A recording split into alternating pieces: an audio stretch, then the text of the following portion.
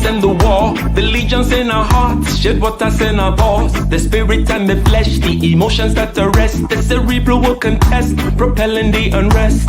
Preachers and bandits with means underhanded. The teachers pedantic and lack understanding. So sweep out the sand with the broom in your hand. Stand up, make we burn Babylon. Guess I can give the world to you, the world to you. But the falling of the curtain is for certain. Be careful where you're lurking, demons searching. The spirit and the women fight the battle within. Guess I can give the world to you, the world to you. But the falling of the curtain is for certain. Be careful where you're lurking, demons searching. The spirit and the women fight the battle within.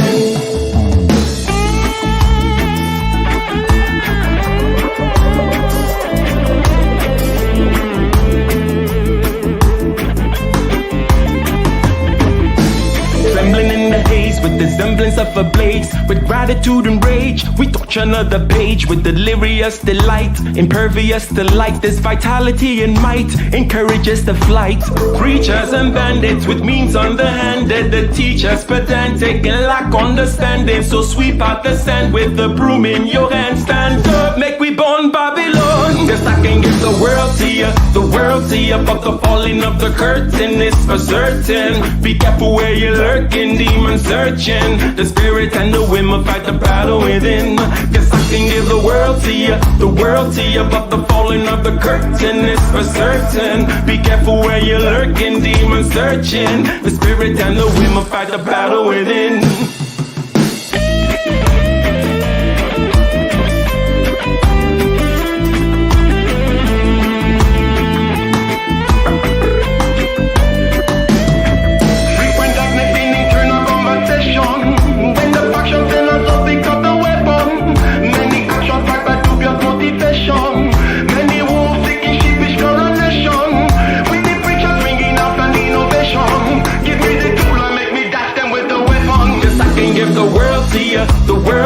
But the falling of the curtain is for certain. Be careful where you're lurking, demons searching. The spirit and the women fight the battle within.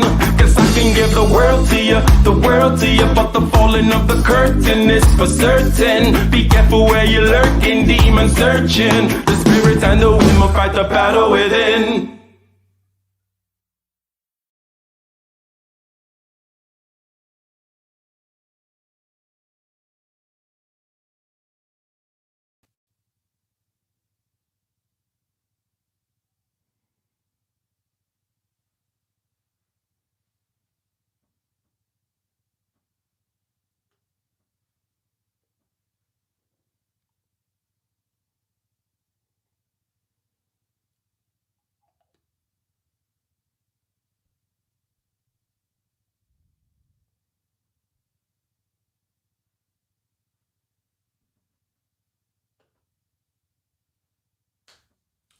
What is the good life? Is it an objective notion? Is it a singular notion? Or perhaps is it a menu? Can we define the menu?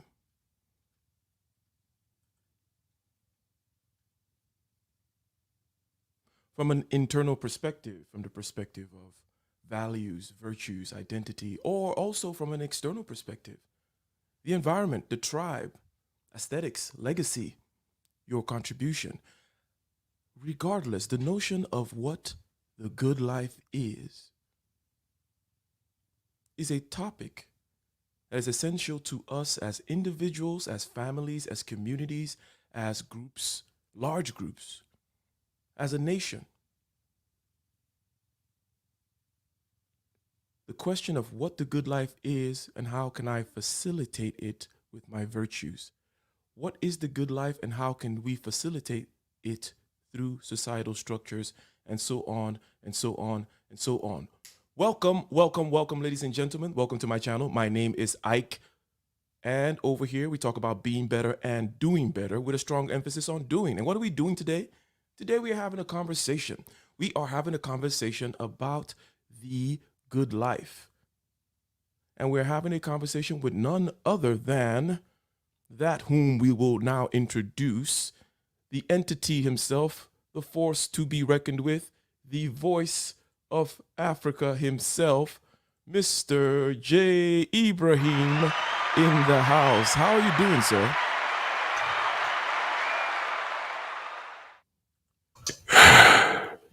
Well, I'm glad that you are getting your things together. That applause was interesting.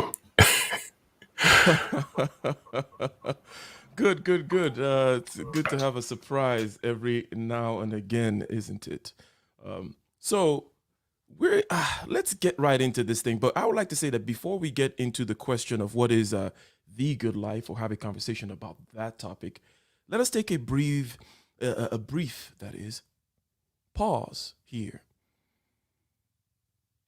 before we go into the specifics about the good life. Okay, let's ask the question. Let's make an inquiry as to the goodness of existence itself. Right. So let me ask you a question: is being good?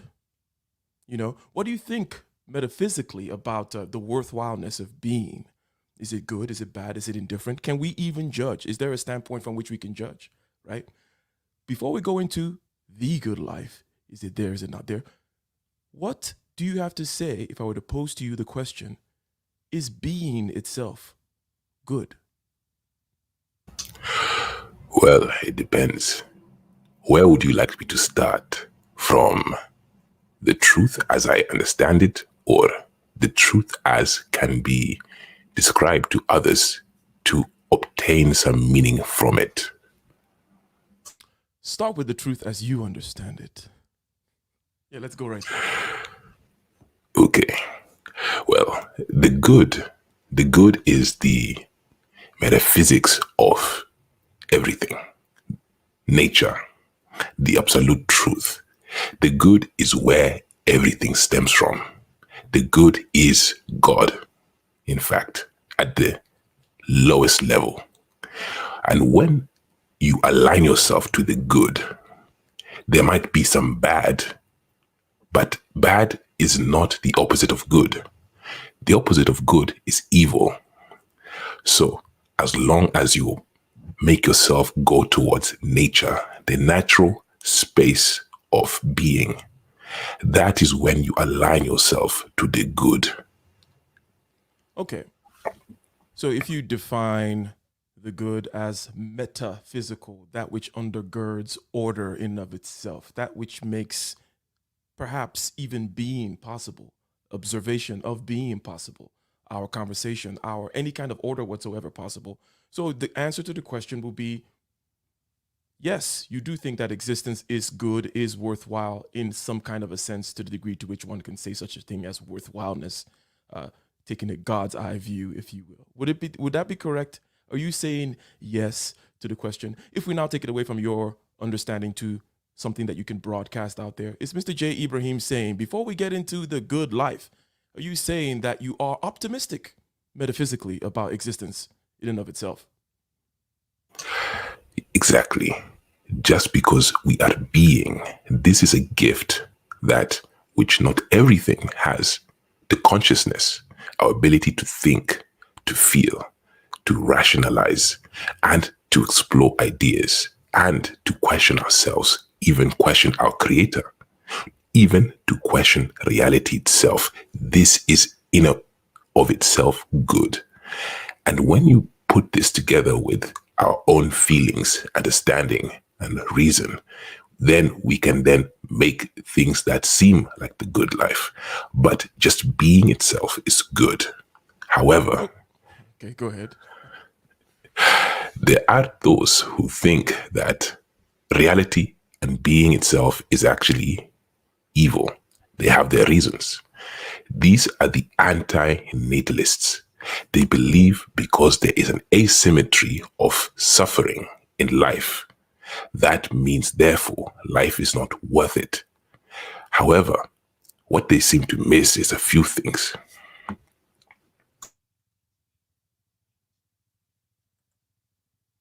Hmm, hmm, hmm, hmm, hmm. Okay. Now, now I'm tempted to go deeper into the metaphysical route, but perhaps we'll take a circuitous route and we may circumnavigate back to the metaphysics. Okay. Um, because I have a lot to say about that, about the natalists, if you will. Well, shout out to everyone in the chat. Shout out to Bijou Noir. Shout out to It's Okay to Be Happy. Yes, yes, yes. Blind guy, his wife, their life. Wallace in the house. Thank you, thank you, thank you. Today we are talking about the good life. And we're going to talk about it the way we talk about things over here in this channel, which is we're going to take a full picture. And we're going to hover in and out. We're going to go big and small. We're going to be coherent, though. We're going to be coherent. We are going to be practical, actionable, and so on and so forth. And I think it's going to be a great conversation because it's always fun, isn't it? Isn't it? Let me get a 1 in the chat for Mr. J. Ibrahim in the house. Don't we like J. Ibrahim? Don't we like when he comes into the house and he shares his wisdom with us, the voice of Africa himself? Well, let me take a step now towards, shall we say, something a little bit more concrete. So now let's talk about the good life now. You know, that which you just described when we apply our kind of a practical reason to being itself, we could perhaps extract that which we may call the good life. Now, if we take it from the point of view, let's start from some internal place, such as the good having to do with values ends worth pursuing, and the virtues required for the pursuit of those ends, right? Insofar as this then becomes a question of priorities, prioritization of ends worth pursuing. Okay, do I pursue the ends of a warrior? Do I pursue the ends of money making? Do I pursue the ends of truth? Do I pursue the ends of political power? What and how do I prioritize these ends? Let's say I were pursuing a number of them. For you, Mr. J. Ibrahim, right? For you, what are the means by which you are able to create these priorities? Or what are your priorities? What are your table of values, if you will? And what are the virtues that you cultivate in order to pursue these values vis-a-vis the living of the good life? Good question. Well, let me bring some ideation. When you go for a walk and you're traveling on the street, what happens is you see a beautiful landscape, especially if this is the first time in this new place. You explore, you see different people, the culture. You start to notice everything as is in the region. Now, this is the same with prioritization. When you're young, you are forced to contend with that which is in front of you. But as you get older, the wisdom then becomes to set. And what this means is that you are forced to prioritize in real time as you develop. And then when you become a man or a woman, then you start to now consciously put it together. You have to add from and then decide the next step. But in the beginning, it is almost unconscious. So you're bringing a notion of historicity into it. You're bringing time into it. You say, hey, you notice the trees and you smell the flowers and things are new. Let's say the first time in the neighborhood. Or when you're a child, as I believe is in the Bible, when I was a child, I did childish things and so on and so forth. I believed in childish things. So you're saying that it starts out rather unconscious. And then, there's some progress, there's some historicity, some timeline, progression that is, in one's table of values, one's priorities, right? Which makes sense. But am I quoting you correctly there or paraphrasing you correctly? This is where it starts, of course, because how can you understand music without first being introduced to a lot of different kinds of music? If you have never heard of anything and you come from, let's say, one tribe in the Amazon, which has not been contacted by the rest of the world, you hear Justin Bieber, you hear Mozart, and then you hear Kendrick Lamar, and then you hear Ike.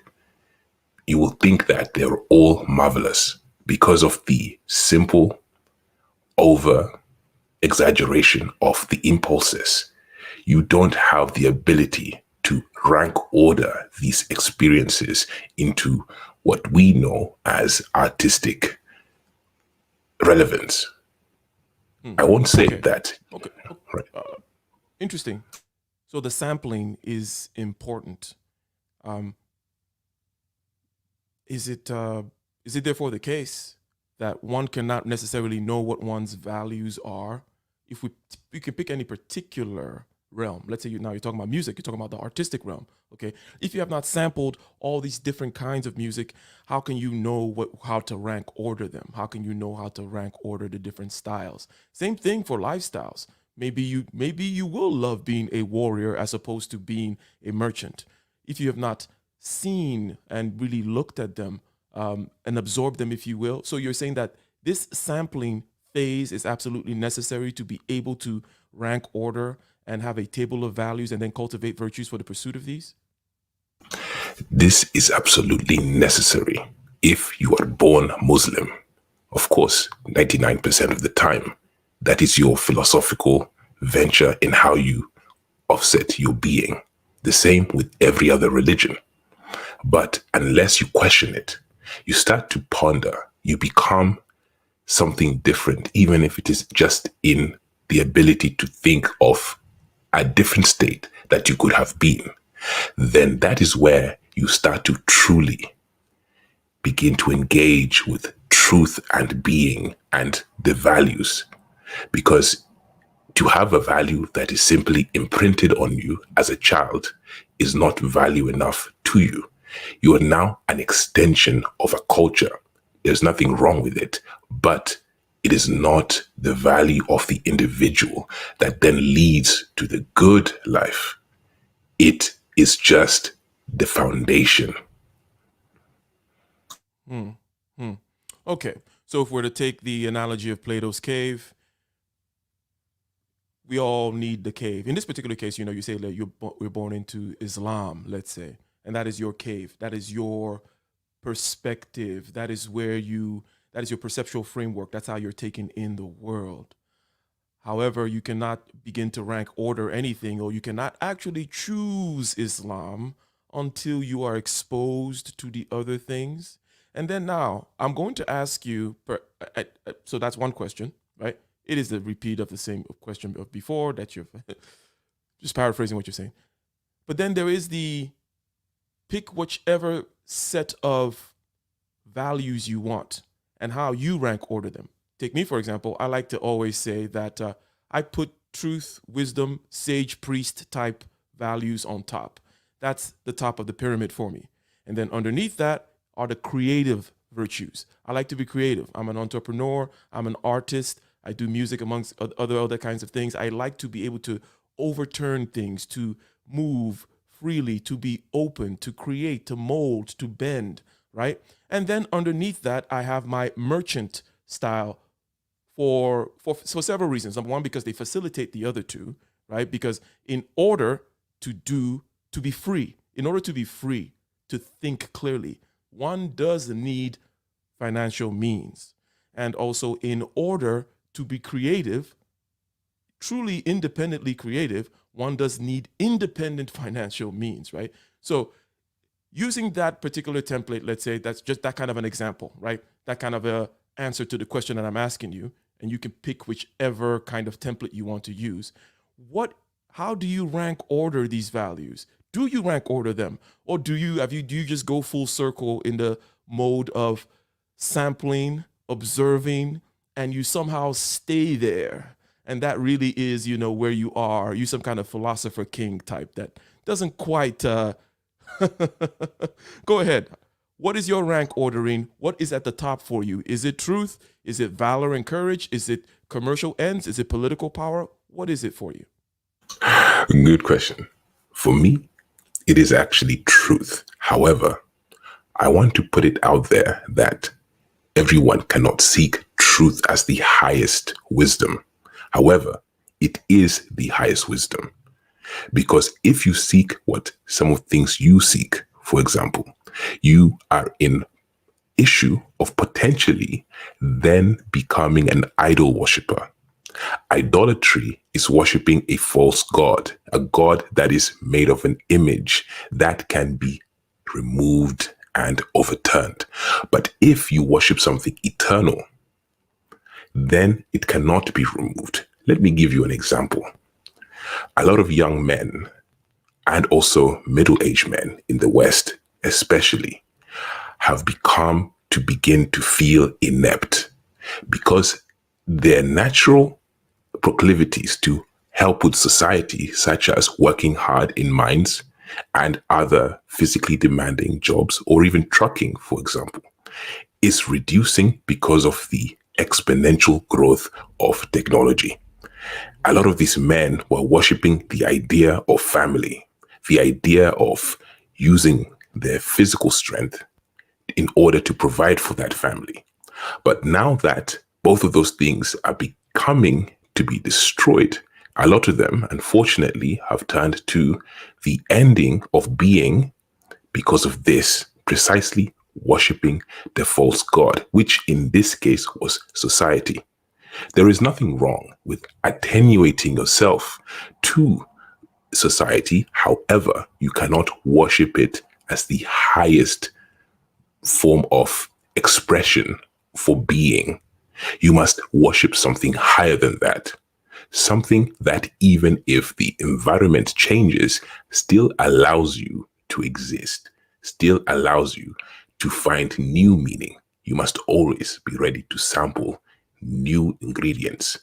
Just because your chef is no longer your chef does not mean you cannot taste and savor great cuisine.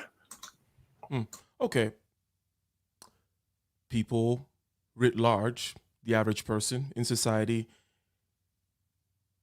holding on to their role in society, right? I am going to be a truck driver, a miner, perhaps a soldier, a protector, provider. I'm going to be a man, that kind of a thing, right? And then that thing starts to go away, starts to get eroded, maybe due to technological advances, maybe due to changes in society writ large, maybe due to decay of the society. Entropy, change will happen, is what you're saying. And you talk about them moving towards the end of being, they become nihilistic, if you will. But that is why it is necessary to always have a level above, right? Such that you can adapt to whatever change is going on.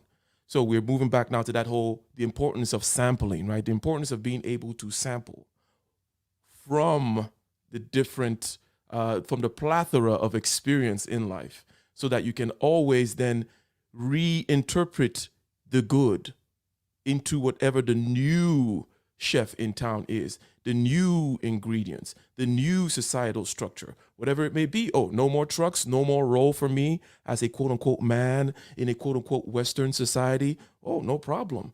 I know truth and I can see truth, reinterpret meaning, if you will, regardless of the changes in the landscape, right? So is that what you're saying? This is correct. Okay, now that is a straightforward question, and you gave a straightforward answer, and you say truth, right? Again, the temptation is to now go into the metaphysics and epistemology of truth, but no, I will not go there. Not yet. You sound like a certain kind of. Are you a Platonist? Let me just ask that question. Are you a Platonist, therefore? Because that's what it sounds like. You are talking about going, leaving the cave, going up to the sun so that you can come out from one cave, go into the other cave, go from cave to cave, from societal breakdown. You don't have idols, if you will, because you are looking up to the truth up there. Are you a Platonist? Perhaps a Platonist or the first scientist. Science is always seeking for truth. It will never have it, right? It will always keep reevaluating itself. But that seeking of truth is what leads us to the internet. This conversation only exists because we sought after truth. And science allows this journey. It allows the sampling of things. The good thing about science versus some religion is that it does not say that it knows the truth. It only says that under the current ways of what we're observing, this seems like it is more attenuated towards truth than that other thing over there. It is a way of validating experience. Plato, of course, came up with the abstraction of the cave. For those who do not know, a simplified version is that imagine you are inside a cave. It is dark inside the cave, but there is light within the doorway of the entry of the cave. The people are attached together and chained and can only see the wall of the cave. They see shadows and shadowy figures as people outside travel and the sun hits. But they do not know that the people exist. They think that the shadows on the wall is reality. This is an abstraction of those of us who live within our own storyville, their own minds of what we feel and think that reality is. One of them escapes somehow. Perhaps a kind man throws in a knife into the cave and is able to figure it out and leave. He comes back trying to save them, to show them the beauty, the majesty, the experience of the true sun and everything else, the sensory explosion that exists within the real world. But all of them try to kill him because he now is becoming a heretic, trying to undo all that they had known, because these people were worshiping a false idol. To them, the cave was truth. But to the other man, truth was the highest level of being, and he keeps seeking it. Even in the real world, there is potential to also uncover more truth, because now in the real world, what he deals with is complex societal and interpersonal and intrapersonal development. There's always a new state to uncover and explore.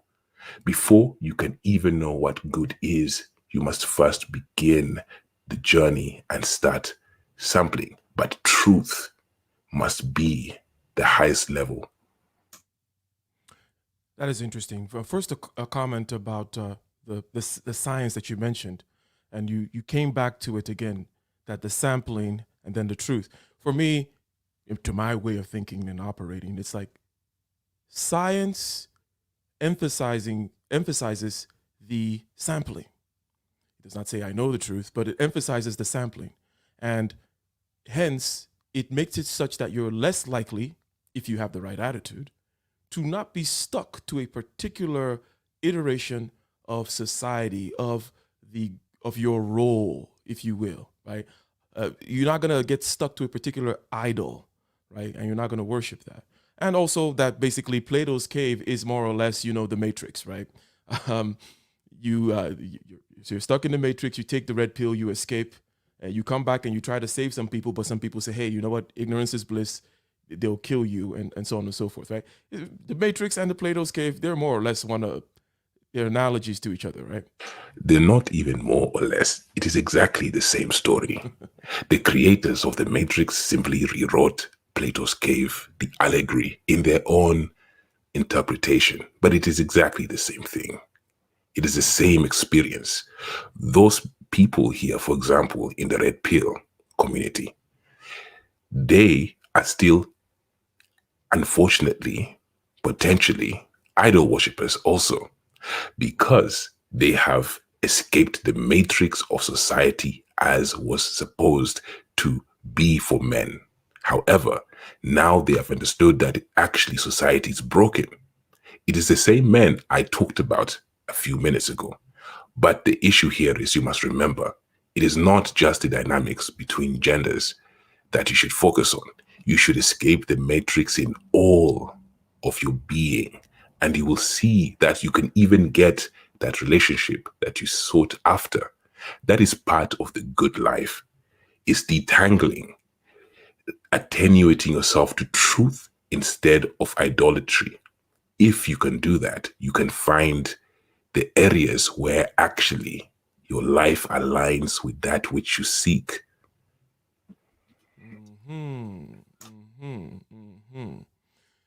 Truth is your highest value. We've circled around it a little bit. And I like this point that you made right now, where it is, you can get out of the cave. You can get out of the matrix. You can take the red pill. However, you have not escaped the matrix in other aspects.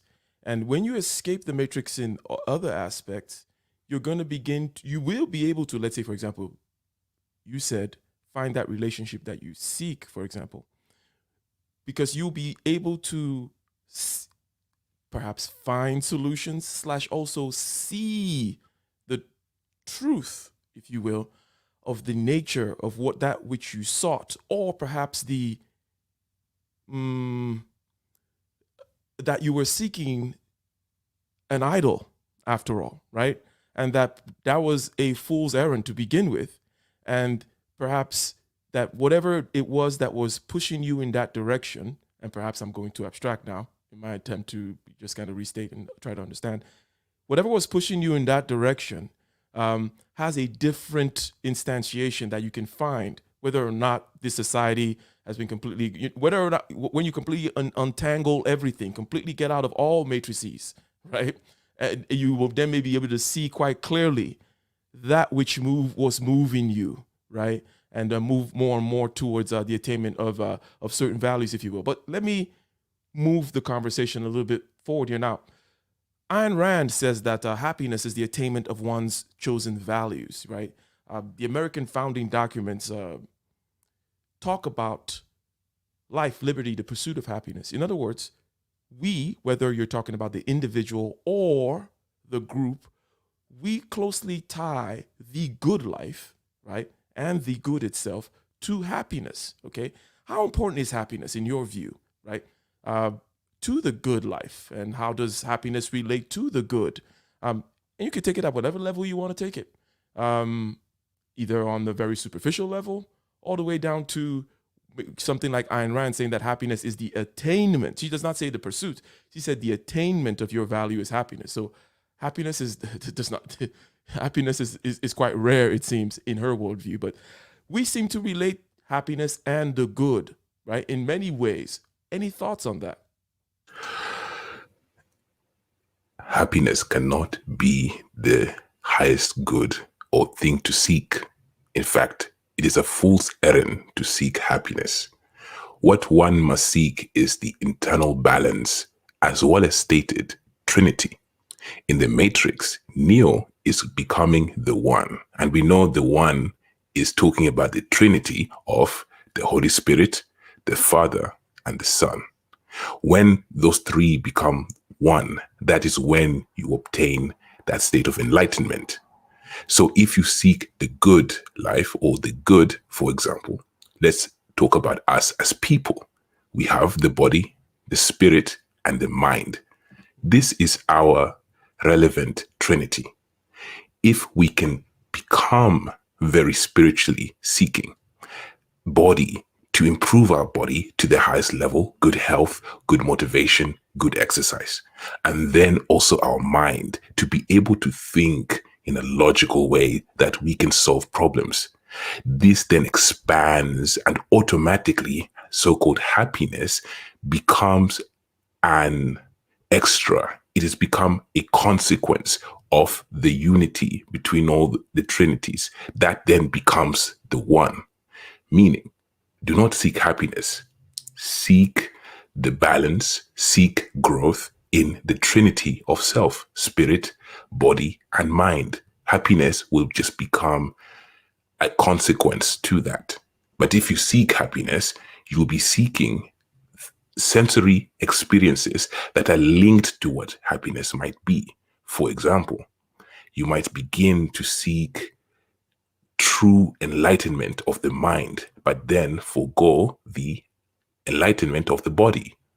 Or you might seek the enlightenment of the spirit, but let go of enlightenment of the mind. This is seen everywhere. especially in places like Africa, where you have so many people that are hyper spiritual. Same with South America. However, they're missing the other parts of reality that could also truly make them happy. Or in the West, we seek the mind in order to be able to obtain material goods, but then we forego parts of the spiritualism. And now the body.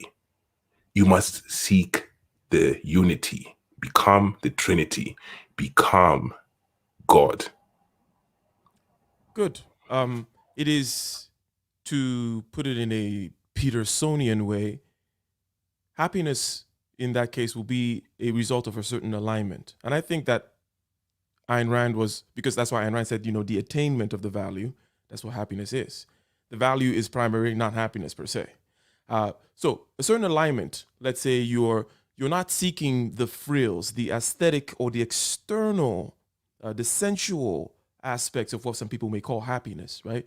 But it becomes a result of, it comes as a result of you aligning, let's say, your body, your mind, not just today, but your body and your mind for the future, and not maybe just for yourself, but also for your family and for your community and for your nation. And when all these things align also with certain pursuits that you're pursuing, then happiness is just happiness is almost like the background of that. It's just like the container that it's just gonna naturally form Yes. around that, right? Okay. Yes. Okay. But there is also nothing wrong with hedonism. Hold on, okay. Okay. Hold on one second. Before we go headlong into hedonism, L. Boyd in the house, $20 super chat to L. Boyd. Thank you. You are a sponsor of the show. Thank you very much. And it's been a while. Nice to see you here. Shout out to John Gilroy in the house. Shout out to Roots Reggae Girl in the house. Dr. Thunder, the Honorable Chat Whip in the house. And we have Aizen Sama also dropped a $5 super chat. Thank you very much. Says, to the good life. Brother Ike and Brother Ibrahim. Cheers. Okay, now. I am, okay. I'm an Epicurean, something of an Epicurean myself. You said hedonism, okay? I believe, okay, in wearing nice shirts, perhaps ones that even have your initials specially stitched into them. Very nice cufflinks too. And for example, when people talk about the good life, okay, one thing that tends to come to mind is happiness, but another thing comes to mind is we picture things using our senses, after all, right? We picture perhaps a grand party with people dressed in finery and beautiful women in expensive gowns and nice jewelry, eating great cuisine from a nice and sipping from nice Lalique crystals and so on and so forth. Now, I am a great advocate for the aesthetic of life, for the Epicureanism of life, for what you may call even hedonism, because I look at it as a outward manifestation of human prowess. And I made a whole 2-hour video about it. You guys can go watch it, in my playlist called Aesthetics and certain other things. But I would like to hear your thoughts on that, because you started going down the line of, well, hedonism is not bad. I'm like, okay, cool. Let's see what J. Ibrahim has to say about this hedonistic pursuits, if you will. Well, I would like to say that our young Swift mentioned that is becoming God not also self-worship? Is it not in itself the idolatry? Well, no, because young Swift, becoming God does not mean becoming the Most High. Becoming God means being attenuated towards the good. It means being aligned to God. When the Bible says, be ye therefore perfect as God is perfect, that is what becoming God is. It is the seeking of perfection. You will not attain it, of course, but it is the seeking, the journey. That is what becoming God is. It is a journey. In relation to what you say, Ike, about living the good life, enjoying $300 meals by Oh yeah. yourself. Yes, exactly. One, not three. Exactly. I'm glad you mentioned that. Not $300 meals with someone else. No, no, no, no, no. $300 meals, just you. You know, every course is perfect. The linen, the white cloth on the everything is great. Everything is perfect. I will unabashedly promote that and unabashedly say I love that crap and unabashedly. Anyways, yes, go ahead. Now, the reason why I will push back on Ayn Rand is not because she's wrong exactly, but perhaps she was missing a few steps. Let me explain. Usually, when people seek or rather the obtainment of a certain values being aligned, it leading to happiness, this is somewhat true. However, there are different parts of being that are interrelated. There is hedonism, which is the body part. Then there is spiritualism, which is, of course, the spirit part. And then there's intellectualism, which is, of course, the mind part. To enjoy the good life, you must engage with all of them. Of course, the thing is, you cannot be thinking happiness comes from the engagement of any particular one of them, but rather the trinity that comes from all of them being in some form of balance.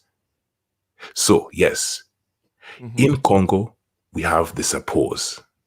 The Sapos are a group of men who wear expensive suits. Perhaps you can put it up onto the Mm-hmm. stream. The Sapiers are these men who sometimes live in depraved regions, but they hold themselves to such high standard in the way they dress. Many think that they're crazy or that they are stupid. The truth is, we do not know what goes on in their minds, but something tells me that they are experiencing something that is higher level than the average of that population. They're engaging with something of the ideal, the aesthetics. Aesthetic is not as superficial as people often want it to be. When people say that something is superficial, they mean that this is your God. This is your idol, meaning you focus only on this. But if you expand, enjoy the life, enjoy the good food, enjoy the $300 meal by yourself, savoring on an aged 70-year-old wine bottle that costs more than someone's house. That experience itself is just the savoring of it allows you to experience things that your senses and your metaphysical part of yourself is enjoying. Let me and just to show the example of what you're saying, right?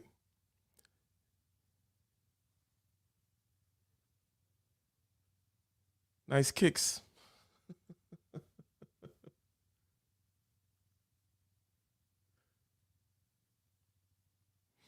And you can hear me, right? While the video is playing, right, Jay Ibrahim? Yes. Okay. So I like the way you put it. Now, for me, the alignment I would describe as such. So I say, yes, go and enjoy that $300 meal. Go and make sure that understand aesthetics. And what do I mean by understand? Here's what I mean by this. I think, and I tend to say this quite a bit. So for those of you who have heard me before, forgive me, that what this guy is doing right now is the epitome of being human. This is human play. When a child sees a stick, they pick it up, they knock it together, they try to see what they're going to use it for. They pick up a branch, they bend it, they pick up two rocks, they knock it together. Can I squash it? Can I break it? Can I do this? Can I do that? What can I get away with? What can I use? The same thing goes for such things as eating a meal. So the reason why, for example, you don't just take potatoes, boil them, and then throw them on the floor and eat them. Rather, you want to create them. You want to be like, well, how about if I put them in a bowl? How about if I made the bowl out of wood? How about if I smelt some metal and made it out of that? How about if I go to find this particular rare metal called gold and I made a bowl out of it and I ate out of that? Okay, so there are virtues that are required for the mining of gold. You have to use your intelligence, your mind, right? You have to use certain, let's say you need consistency and hard work and perseverance and so on and so forth in order to then get that gold just so you can eat your potatoes in it. It is the ultimate human. It's the ultimate superfluity. It is the ultimate show of surplus of prowess. It is moving so far away from functionality that you are now very separate from the pig. You're not a dog. You're not a fox that's just like, oh, well, I just eat the potatoes. It's like, no, no, no, no, no. I'm going to dress the potatoes. I'm going to put it on a nice tablecloth. I'm going to put some nice wine with it. I'm going to put a nice candle over here. I'm going to have great conversations with great people. We are going to go and mine iron ore, and we're going to go find diamonds in the center of the earth or whatever, just so I can put it on my cufflinks. This is the alignment that I'm talking about. Does that align with what you're saying? Because that's my hope. My whole preaching of aesthetics and so on and so forth has to do with this kind of alignment, which is the understanding of the fact that it is the perfection of human play. And it is that which makes us human. And also that it takes a lot to get to that point of having a golden bowl to put your potatoes in.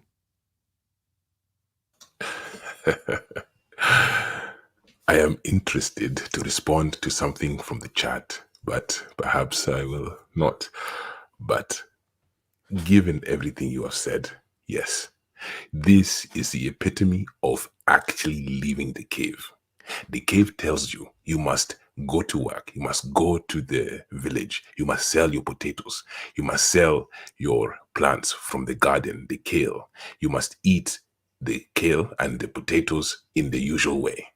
But aesthetics tells you, hedonism tells you, what if I go to the country next door, Uganda, and get the spices from the Indian Ocean? I add the turmeric to the food. I add the cumin. I add the ginger and garlic. And then I cook something with an explosion of flavor. Of course, I'm still talking about the dress. Instead of just wearing like the other locals, there's nothing wrong with what they're doing, but it is limited. It is lacking image, vision. And if you stay in that field where you cannot expand beyond your horizon, then your frame of reference is limited. To expand, you must be willing to think beyond your cave. These people have left their cave and they wish others would join them. Now, they don't have to do the same thing as they are doing. It is just an abstraction that you must be willing to explore beyond what you have been accustomed to being. Mm-hmm. And this goes back into the sampling, right, that you mentioned, right? Being able to sample, being able to go out there, as you say, go to the neighboring land, get the spices from over there. If there's some spice in Mars, let us spend years figuring out how to build spaceship, aligning our mind, body, and soul, improving our technology. Okay, why do you climb the top of the mountain? Because it's there. Why do you do all this stuff to build a rocket ship to go to Mars just to get the spice? Oh, God damn it, because it's there. And that whole idea, I get all giddy when I talk about this, because what else are you doing in life as a human being, right? And I'm not saying it's everything. I'm saying that it is play. And it is a manifestation of our prowess because, yes, it takes a lot to build that rocket, but also we find it beautiful. In other words, not just that the clothes are beautiful or that the fact that you get the spice from Mars is beautiful, but if you look at, let's say, gymnasts, for example, or anyone, any kind of athletic performance, it tends to be superfluous. We tend not to need gymnastic skills in our day-to-day life just to farm and, survive. It is an excess, like an overpouring and overflowing of human capacity. It is a celebration of life. And I understand why people tend to demonize it, because it is easy to make it a god, right? It is easy to, it can become gluttony, right? So, or is there, other than the fact that it is easy to make it a god, right? Is there another reason why people tend to demonize it? Is it because perhaps they are not willing to align themselves to the kinds of virtues that are required in order to get a golden bowl for their potatoes? Keeping up with the Joneses in reverse. In this case, because you are so far ahead from the community, you threaten them. You threaten their sense of being themselves. You perturb their internal self. You make them conflicted with themselves. The easiest thing is for them to then demonize you, and then hopefully you will attenuate yourself back to the cave. It is simply a cave all over again. Because if you see the future, for example, the young boy in ancient Sumeria and the young girl, his sister, they start to play with geometric patterns from the school that they learned when they went back to ancient Kemet. They start to see that there is something called pi. What is this pi? I'm not talking about the food. I'm talking about the mathematical sequence that allows a circle to be perfect. To young Swift, becoming God is almost like drawing the most perfect circle that you can be. You will never reach pi, but you can sure get closer to it. I'll leave that there. Yeah, and Eisen is in the house, so Eisen perhaps knows the difference between just saying God and saying the Most High, right? Exactly. The Most High and God is not the same thing. That's why he's called the Most High God. It's not the same thing. The Most High God. Because if you are growing in, you're back in the days in the Serengeti somewhere in some hunter-gatherer troop, and someone from the year 2050, when after they sorry, not 2050, like 2550, right? From that year, they figured out time travel. They go backwards. They show up and they're like, hey, look at me. I can do this and I can teleport that. And look at this tablet. I can do all kinds of things. For all practical purposes, that person is like a god, right? To that hunter-gatherer, but not, and that's why, as you were saying, emphasizing that the book says the Most High God. That way, you will not be deceived by any other false gods that arrive and try to claim something. You only shoot for the Most High God, right? Yep. And you can never be an idolater if you always seek for the Most High. Because even if you are tricked by some clever and cunning angel that they are God, right? And you worship that angel, if in your mind you're always attenuated to the Most High, then you are always worshiping the Most High. And that is the little trick. It is, do not be an idol worshiper. Do not worship the image in front of you. Always seek for the truth. Okay. But to go back to what you're saying, there's two young children, the brother and the sister, living in ancient Sumeria. They have a class in ancient Kemet in mathematics. They learn something about pi. What they do with the pi is they start to think, what is this? Their imagination leads them to not completing their other tasks. The parents are angry at them because they did not water the borehole. They did not give the animals the food. They are not helping in the farm, but they are preoccupied with this pi. The parents are perplexed. The community is seeing them as these useless kids. But guess what? One day, they start to play with the circle. They draw it on the ground, and they imagine reeds that can be woven together into that shape. Then they start to throw it. They realize it rolls. And then this is how the wheel was created in an abstraction. Of course, we don't really know how it was created, but this is how the wheel was created. And then 10 years later, they have the first carriage.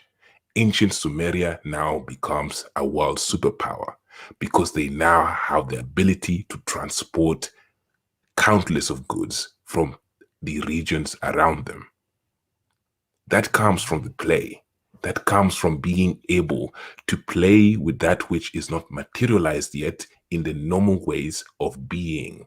You must escape that need to just be as everything else is in the cave if you want to truly attenuate yourself towards the highest good possible for you. I'm very glad that you're saying this. I thought I was a member of the a church of one, the church of Epicurean aesthetic hedonism, calling it play and seeing how important it is to being human, to play. And just one more word to the chat and anyone listening after this, that when people come at you with the, oh no, man, there's no need for me to do all that stuff. I just wear t-shirts. Or in other words, when people come at you with the, I'm just a pure functionality person. Well, why do you need to do that? You just need this. Why don't you just stay in this little box? Why don't you just, well, why do you need the silver on these cufflinks?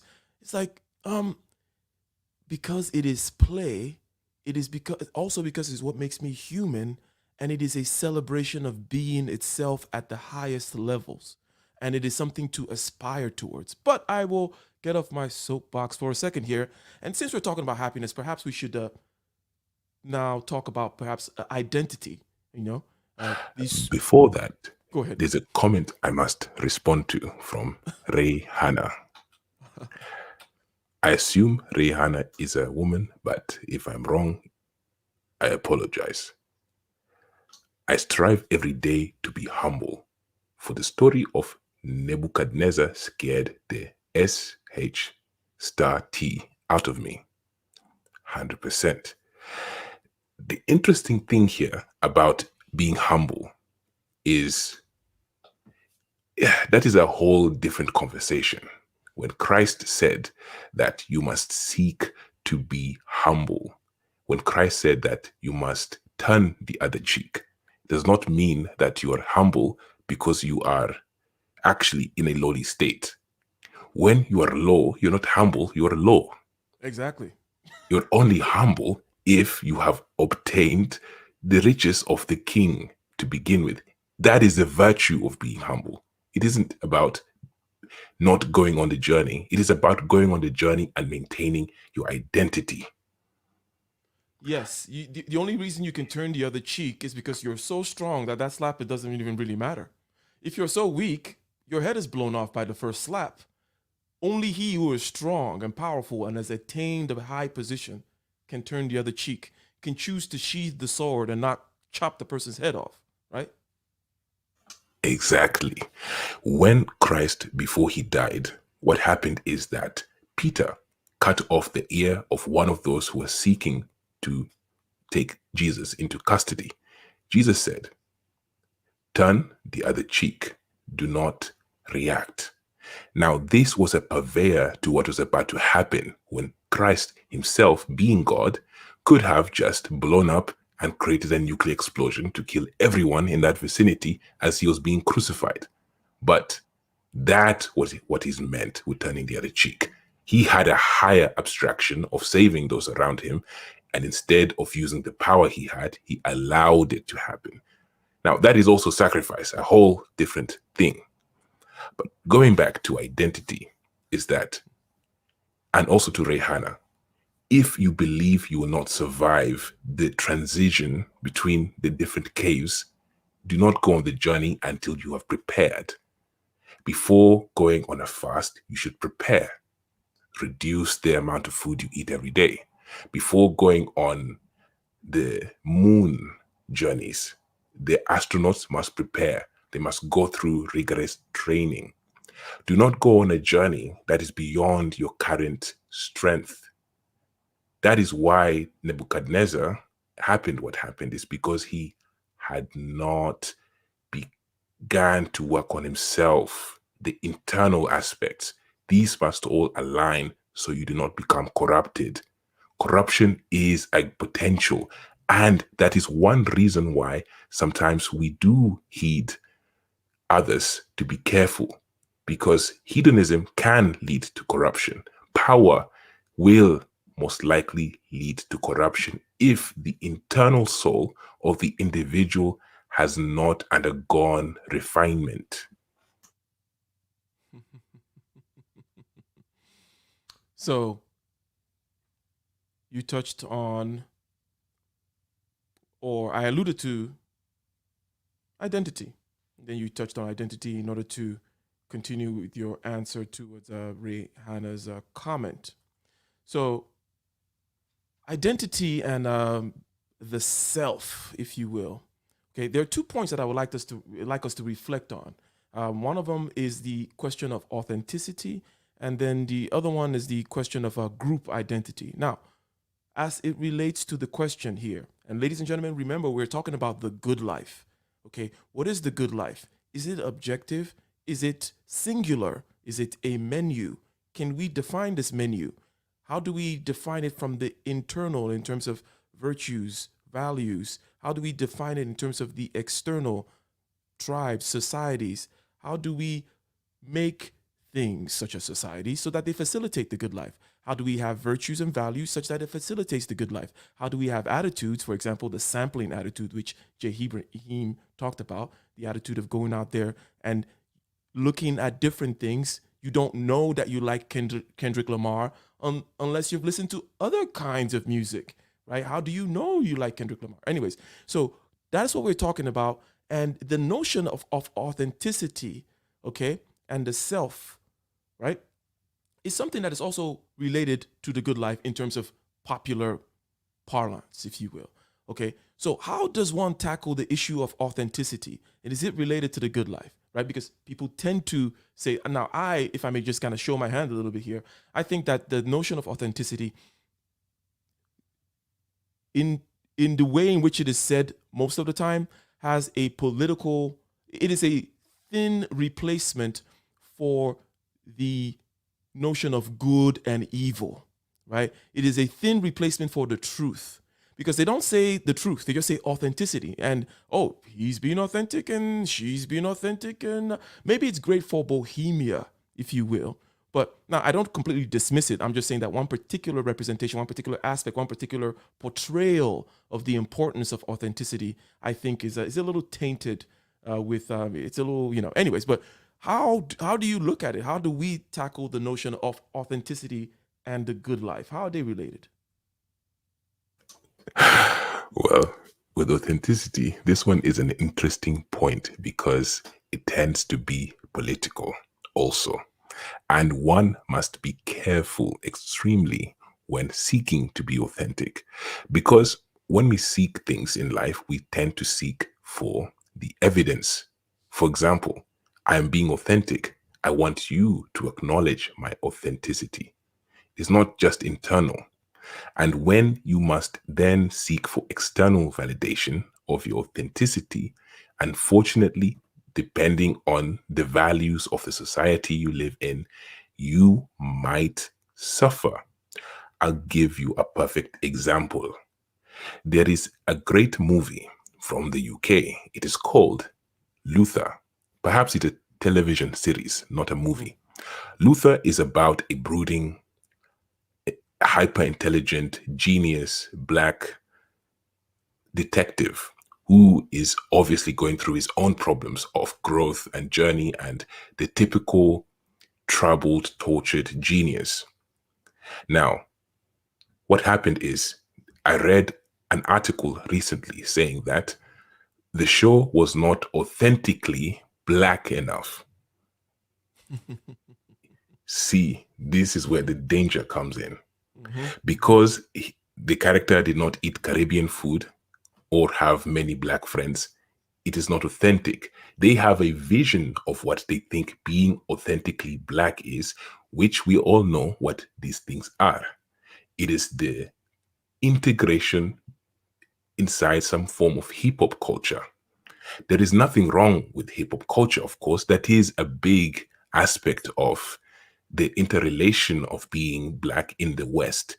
However, the issue here is this is one authentic story of a person similar to people we both know. But because they do not meet the markers of the social political structure, the movie is not authentically black.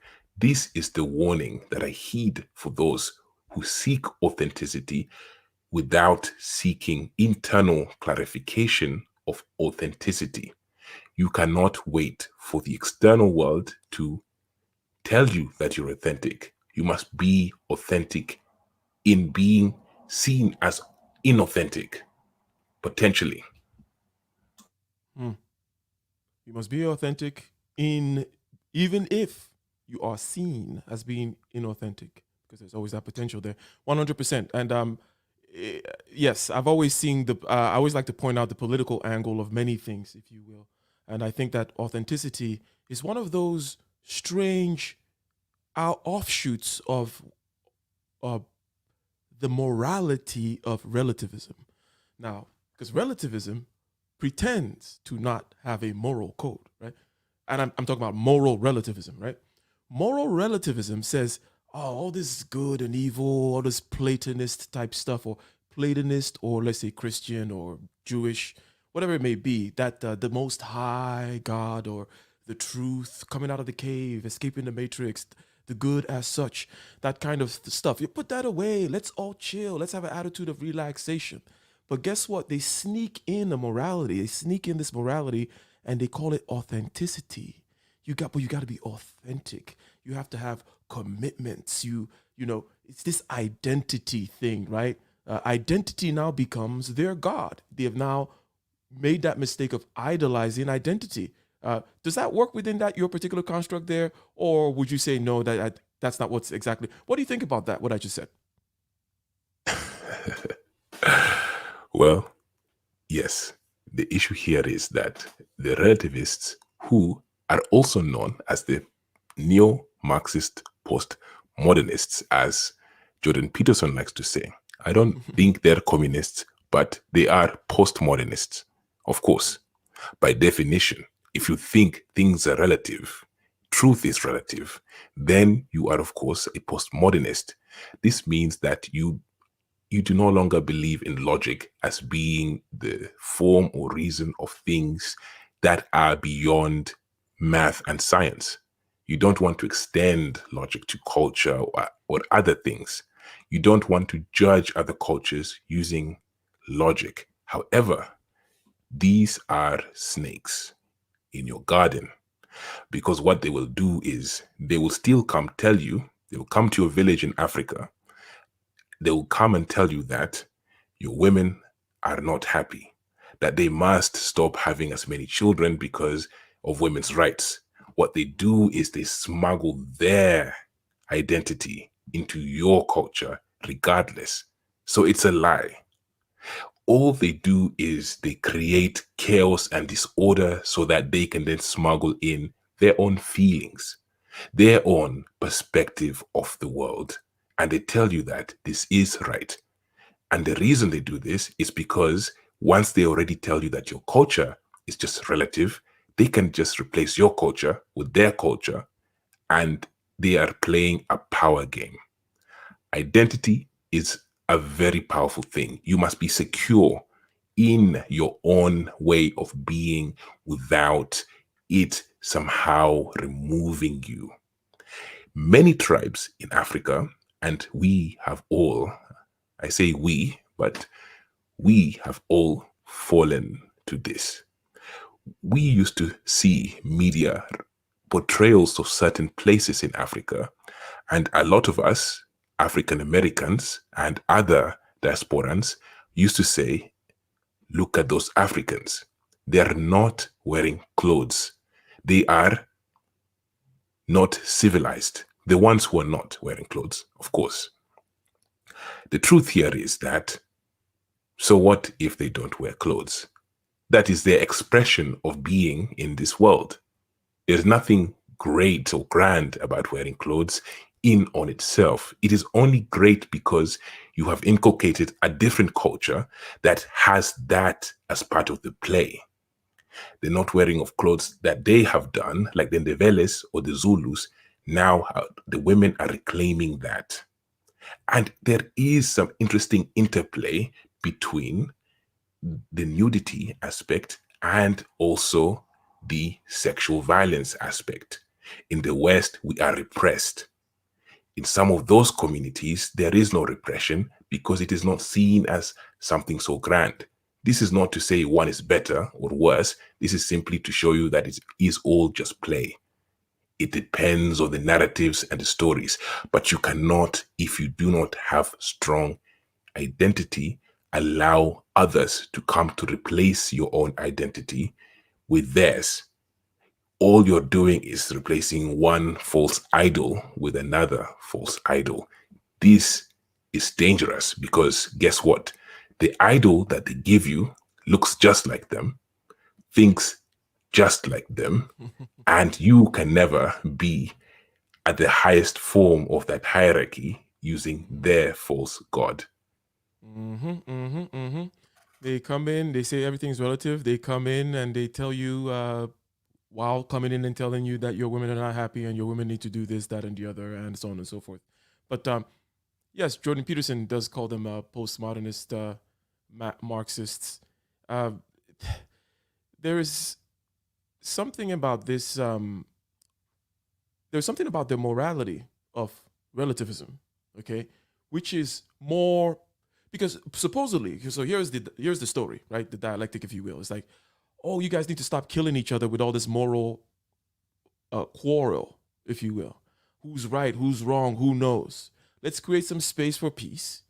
It's all relative. Let's have a democratic personality, if you will. Not necessarily. It starts with a personality thing, where it's like, and then it then bleeds into thought, right? It's like, let's look for peace. They're looking for behavior. When I say personality, I mean behavior. Let's behave as though we were ignoring. Let's take away this whole truth from the public square, if you will, and morality from the public square. But what tends to happen is you find that the violence and the I am positively black or I am authentically whatever, that kind of a claim of authenticity tends to be more zealous than even the old religion they were trying to replace, right? Because there is no mayor or judge in this land of I am authentically whatever. I am committed to this. I am, trying to create this new image of whatever, right? They were trying to replace some supposed violence caused by people being, holding on to their guns and their Bibles, as Obama once said, or something like that. But then you end up with people who are even more zealous. It seems like they needed the religion, like you needed the religion and the tribe and all that kind of hierarchical structure. Or as Jordan Peterson would put it, ideology is always more violent than religion because it's a little bit more incomplete. Because religion shows you King David, good man, so on and so forth. And then religion shows you his flaws, okay? He did some things which we know of, right? Religion shows you all kinds, the full picture. And by religion, I mean mythology writ large, right? So relativism comes around and says all that mythology stuff, all that talk about the good as such, also all that Platonism, all that stuff is why we are not happy and why we're fighting each other. Let's replace it with, laissez-faire, live and let live relativism. And then they sneak in this authentic stuff, which is more zealous than anybody ever was, I don't know which is it true, or am I just misinterpreting that the zealotry, if you will, or zealousness, I don't know what the word is that I'm trying to use here, of the new relativist religion is harsher than the old mythology? Well, for this one, it seems as though you may have a point here, but there's a reason behind this. With the old mythology, it happens that it is like aged wine. It has had time to reach its growth and maturation. So a lot of the issues that existed in the initial stages were already curbed out. Christianity was not always so peaceful. Neither was Islam. Neither was a lot of the other ancient African or indigenous South American religious systems so peaceful. They were inculcated ideas such as sacrifice, as in, killing one of their villages of an innocent stock in order to please the god. for example, in the Aztec. However, as time comes, they start to realize that there's other ways to sacrifice. In Christianity, for example, God tells man, do not sacrifice men anymore, only sacrifice animals. Then there is an ultimate sacrifice, of course. Now, this growth leads to where we are, and most Christian instruments are no longer so zealous as it is. But with the new age relativistic religion of identity, it is zealousness. It is so zealous that basic logic cannot be used. But as you see, what they did is they smuggled in delusion by replacing logic with relativism. A simple example is this, and this can be seen by anyone here. Let me ask the chat, who is most likely to suffer from grievous bodily harm and or death in the street at any time, men or women? Give me your opinions. Let's hear it. Men, if you think it's men, women, if you think it's women, whom is most likely to suffer from grievous bodily harm, as you would say, brutality in the streets, men or women? And I'm sure you're monitoring the chat, J. Ibrahim. I can't, I'm over here looking at them. Right. Now, everyone says men who answered. Of course it is men. But what you will hear with these identity zealots is that, in an example, in one country, a woman died recently in Europe who was killed by a police officer. However, the politics focused on the fact that she was a woman and that this can't happen. We need to teach men not to hate women, to see women as subjects instead of objects, and that they should see women just like men. But you see, if these men were taught to see the women just like other men, then of course they would kill them just as much as other men. The logic here does not make sense. It is actually the fact that most men want to protect most women. That's why 80% of those who have such issues happening to them, body harm or death, is men, because men generally do not want to harm women. So you see, they will smuggle their own identity, create a nonsensical argument, and they will use your emotion to captivate you, because this is religion. Religion does have an impact of emotion. And because of that, they will then muddy the waters. And you, being captivated by the ideology, will not be able to see beyond your narrow vision. You truly will believe that this is an epidemic of women being killed when it is not. This is not to say that it is okay for that to happen. I don't even have to go there. Yeah. Yeah, you don't have to go there. Obviously, it's not okay to kill people, but men are dying, and then one woman dies, and then they're like, "Oh my God, we must teach Eisen and Soul Provider to stop being so brutal to the women. They need to see women as men." Well, if they saw women as men, they will be killing them more. That's what will happen, which is kind of crazy. But it also, the first debate, Donald Trump, what was it? 2000 and when did Donald Trump come in? 2012 or whatever. I don't know. My mind is completely gone with regards to time and stuff like that. But this was the debate with the Republican contenders. Okay, so when it comes to people throwing out insults and slander and so on and so forth against each other, especially let's say we pick one individual, Donald Trump, insulting people. He insults mostly men all his life because, of course, it just makes sense. That's what men do, right? Talking shit about men, right? However, what's her face at Fox News came out, was like, the first question of the debate, saying to Donald Trump, "You have called women pigs. You have this." It was so asinine, so ridiculous. Like, oh, women get in the political arena and they are off. They catch a stray blow, and oh my God, you're destroying. It was ridiculous, and I think Trump think whatever you may of Donald Trump, but he handled it perfectly. You may want to go check out that particular a clip. He handled it perfectly because he I made a did not joke out of it. call I did not call women pigs. I called this particular woman a pig.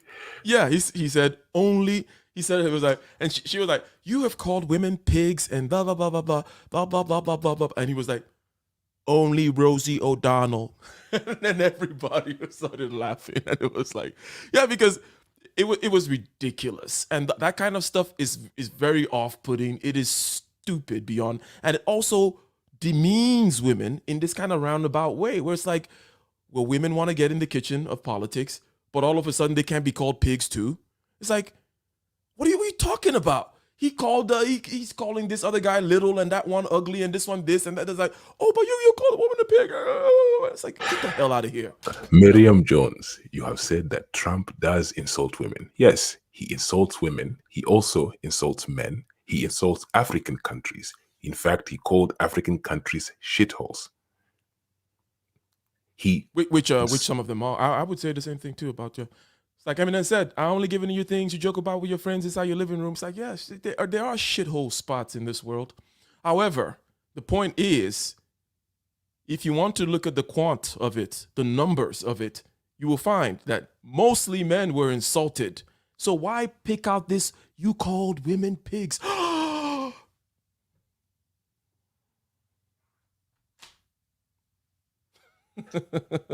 This is called witchcraft. In a metaphysical sense, witchcraft is when you use words and circumstance and politics to sweep something over someone's face. It is when you manipulate them into something else, recreating something into something else. One can say that Trump is just a bad man, if that is what they want to take. But he's not a bad man against women or anyone else. He just is who he is. In totality, he attacks anything that is different from himself or is potentially causing him any inability to move the way he wants to move. So you mentioned something while we're on this identity topic. There are two things I wanted to touch on the identity thing, and I think we kind of addressed authenticity, okay? And again, ladies and gentlemen, we're talking about the good life, okay? And there are many aspects, both internal and external, that hinge upon this, okay? Regardless of your level of analysis, whether you're talking about yourself, your life tomorrow, your life today, your life right now, or you're talking about the group, your tribe, the nations, whole of history, if you will, religions, it's about the good life. What is the nature of the good? How do we form a society such that it facilitates the good life? How do I live my life such that it facilitates the good life? How do I train my children such that it facilitates the good life? The good life is something we are very concerned about.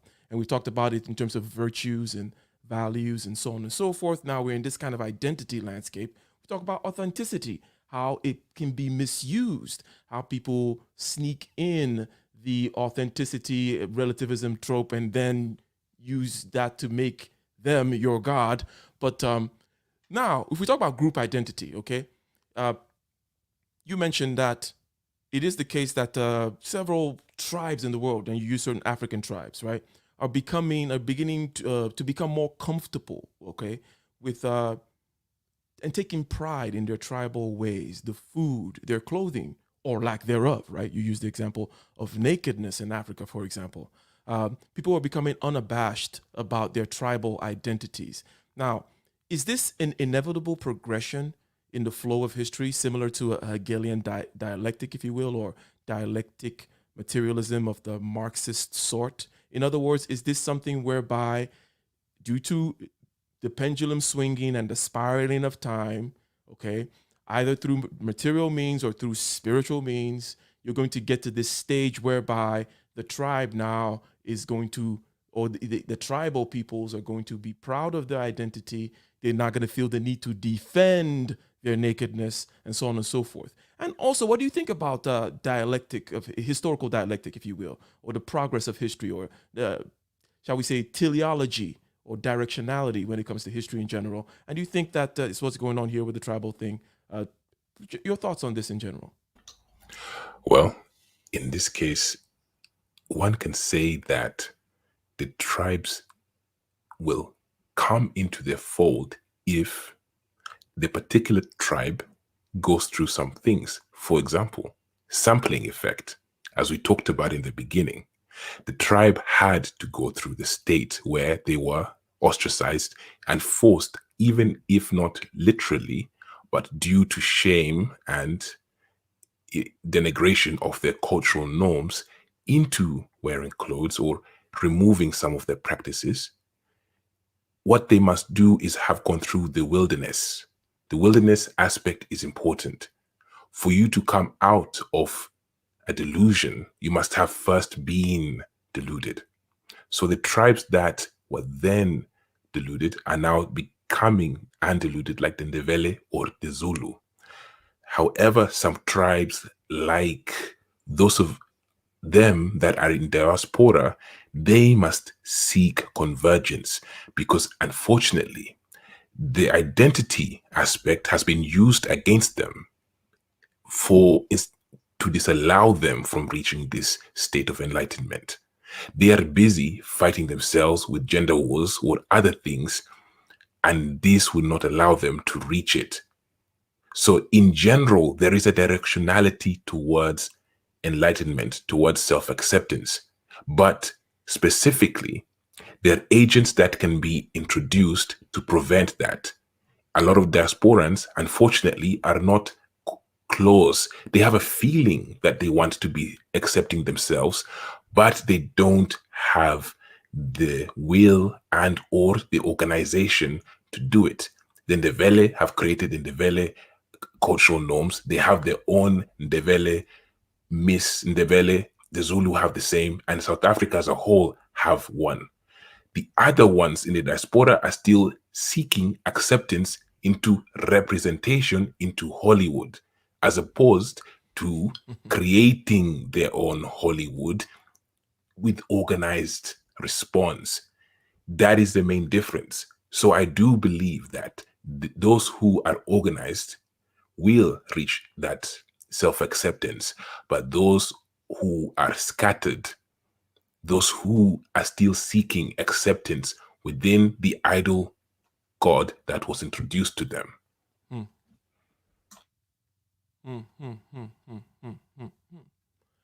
Interesting. So if I were to take a step back to the aesthetic aspect of things, the Epicurean aspect of things, I describe this dinner, if you will, because that's what we tend to think of when we talk about the good life. We think we picture something sensual, which makes perfect sense. People come in their nice Rolls Royce cars. Everyone is dressed nicely, and they're living the good life with fine wine, beautiful women draped in beautiful gowns. Now, an important part of that dinner, including the silverware and a very great lamb roast paired with a Chianti, is the company, the conversations, right? Now, I'm going to just ask a general question. The importance of relationships, because we've talked about the truth, right? We started metaphysical. You said, metaphysically, being is good because it is order, because it is the cosmos, right? And we went through values, virtues, identities, so on and so forth, relativism, aesthetics, and so on and so forth. Now let's talk about relationships. Now, it is right next to the aesthetic thing because, yes, it is part of that dinner, having those great conversations with those people. What part does relationships, or what do relationships have to say about living the good life? It's a broad question, or just your thoughts in general. When you say relationship, do you mean what we all know as fathers, mothers, children, friends? Yes, and relatedness in general, perhaps, and also internal with the different, the myriad entities within your soul. You can take it wherever you want to take it. Well, the general public often say that I am in love with Peter because Peter and me like the same things. We eat the same food. We like to do the same things. There is something special about that. Most people might look and say, this is low level, but it is not. What they're really expressing is the part of the human soul that did not learn how to speak yet. It is the convergence between the different states that they align, the energetic states. So Peter and Mel, who are just your normal people that grew up within the African American culture in the Deep South, meet together. They have that shared values of the accent, the food, and also the music, and also the stories, the mythologies that were surrounding them.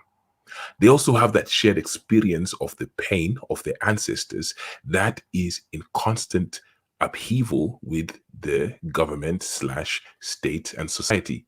Even if it is metaphysical, there is that play. Finding someone who understands all of that intuitively, there is a deep interconnectedness between that experience. It is that inexpressible intuitive states of energies aligning that creates that relationship and makes it far more interesting. The same with Geza from Ethiopia and Gabjel. They have in strong inculcation of the Ethiopian Orthodox Christianity. They know the rituals, the fasting, the feelings, the experiences of the days when they did not have food but had exams, the other aspects, the aesthetics, the music, the grandiosity, themselves written in Christianity with the Ethiopian guy who came to Christ, for example. There's all of that play that builds that relationship a lot stronger and creates a lot more material meaning and meta material meaning than if Gabriel had met Paul from downstate DC. There is something that is inexpressed by words, but it is felt by that relationship. I relate to you in this particular frame. You, my friend, when you meet someone who can understand your elocutive expressions without batting an eye, and when you can experience the aesthetics, the food, the grandiosity, all of the hedonism, as well as the materialism and spiritualism, you reach that relationship immediately. You, for example, can begin to talk to someone who you've met who can understand you at your level and feel as though you have spent far longer than people you have known for years because they did not relate to you in the same way. Yes, yes, yes, yes. I like where you took it there. Now let me go ahead and finally read the super chat um, up here by my man out here. John Gilroy says, "Thanks, brothers, for the thought-provoking content. Thank you very much for the $10 super chat.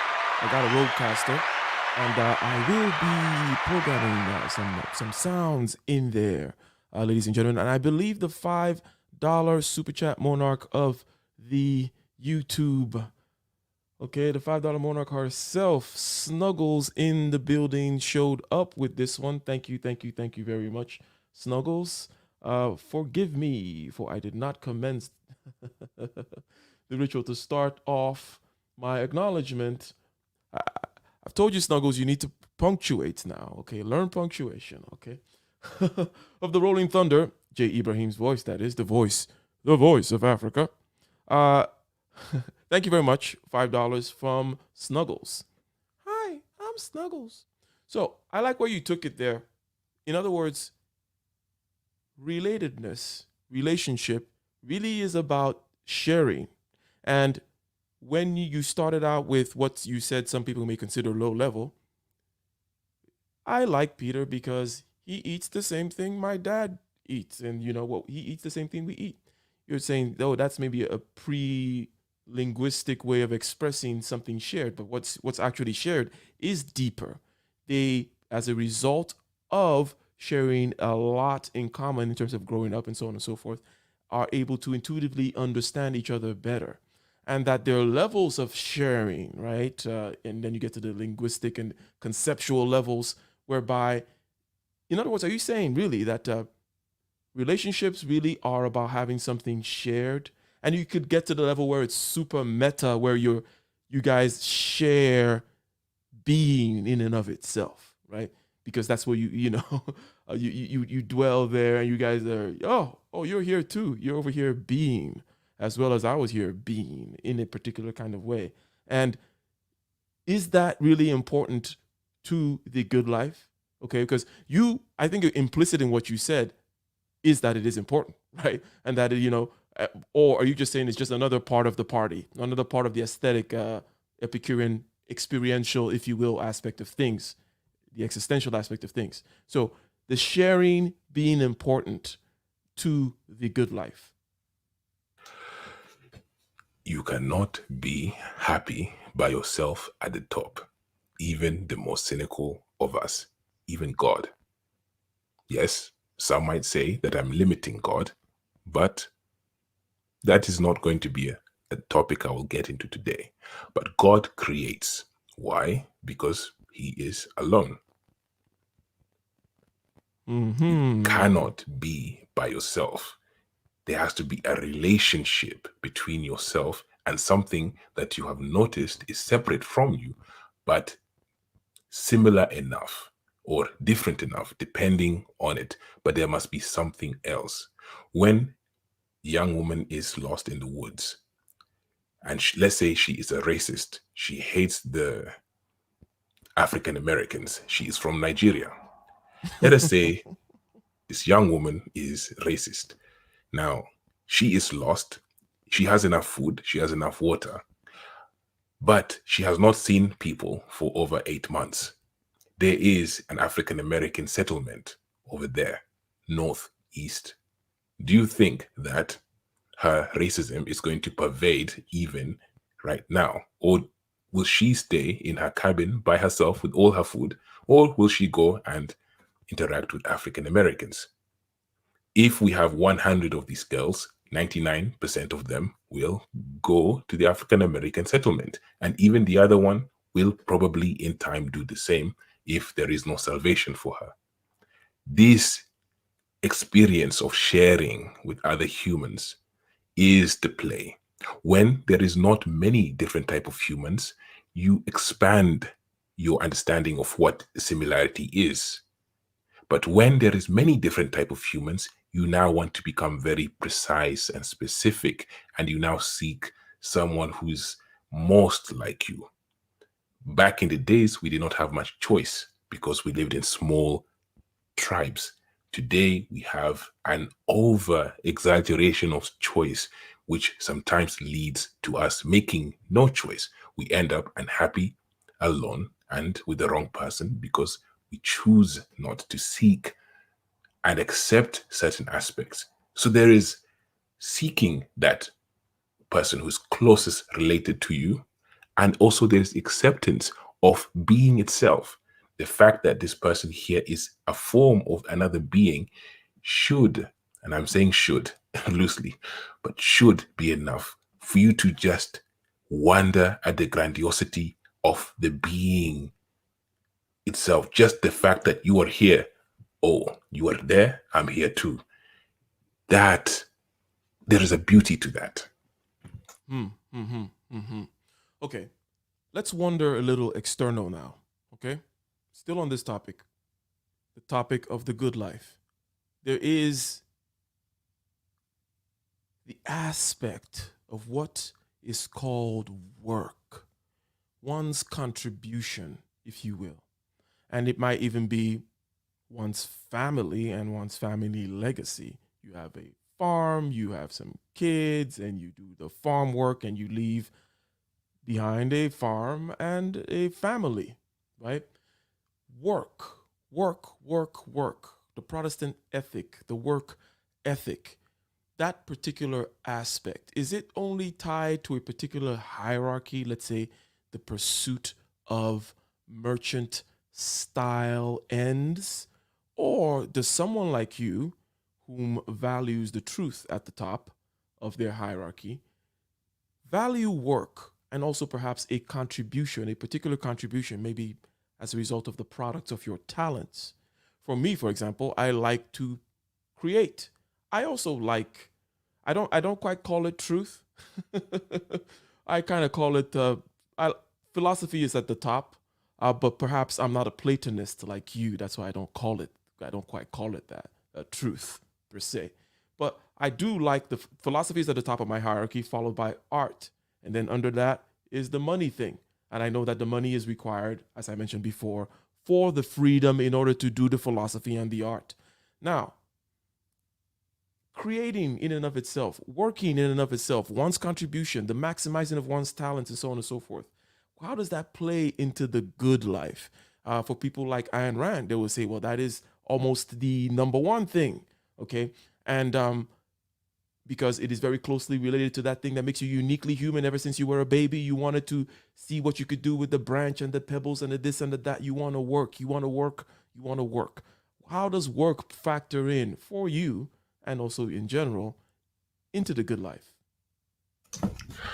Well, we may have to bring science now into this to help explain this. The human body is built in such a way that we detect difference. Hot and cold does not exist. It is just a difference in energy. That is what temperature is. So the same thing with working. The body is designed that if there is no change, if there is no entropy, that it reaches a depressive state. That is just how it is designed.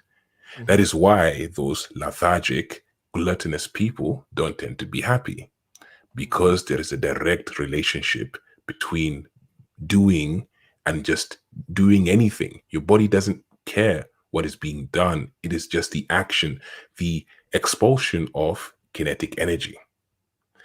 That is what the body is attenuated to. Now, your mind is attenuated to doing something with meaning. Meaning is something that across different cultures, especially all of the ones that we are from, is embedded.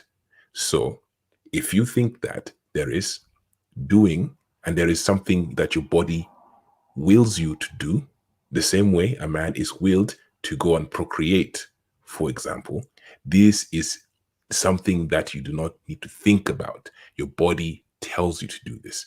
Your mind now tells you that it needs to be fed also.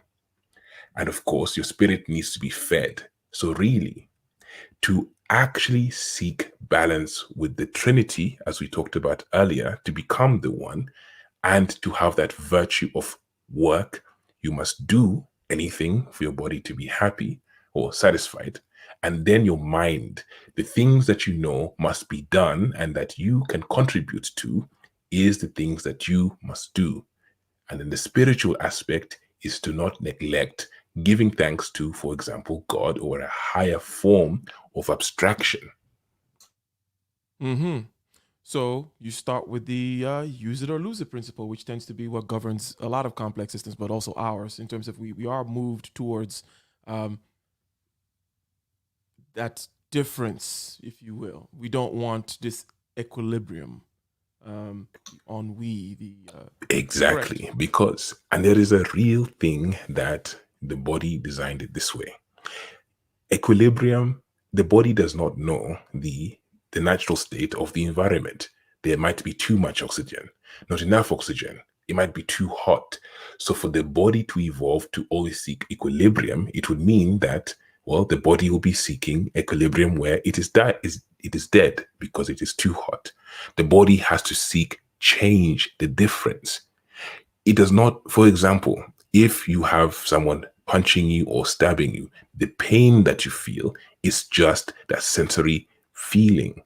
Now, the body can't tell you that you can't feel this pain anymore, because there could be a situation in the unknown, and it has been the case all the time, that your body needs to understand that and adapt to the new circumstances.